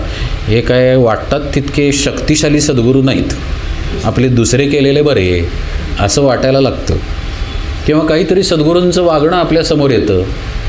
समजा एखाद्या हॉटेलमध्ये जाताना आपले सद्गुरू दिसले आपल्याला. आता त्यांनी कधी जाऊच नाही की काय, पण आपल्या मनात लगेच हे कसे हॉटेलला गेले, असे कसे कपडे यांनी घातले, असं याला वाटू शकतं. समर्थ आपल्याला सांगतायत की हे सख्य भक्तीत असत नाही. अहो जिथं ते चकोराचा किंवा चातकाचा दृष्टांत देतात, जिथं ते हे सांगतात की सद्गुरूंनी तुमच्याकडं पाहिलं काय आणि नाही पाहिलं काय, काही फरक पडत नाही, जो सख्यत्वात आहे तो असा विकल्प काढून सद्गुरूंना सोडणार नाही. तरी समर्थ सांगतात आपल्याला की भगवंतावरील ममत्व सांडूची नये.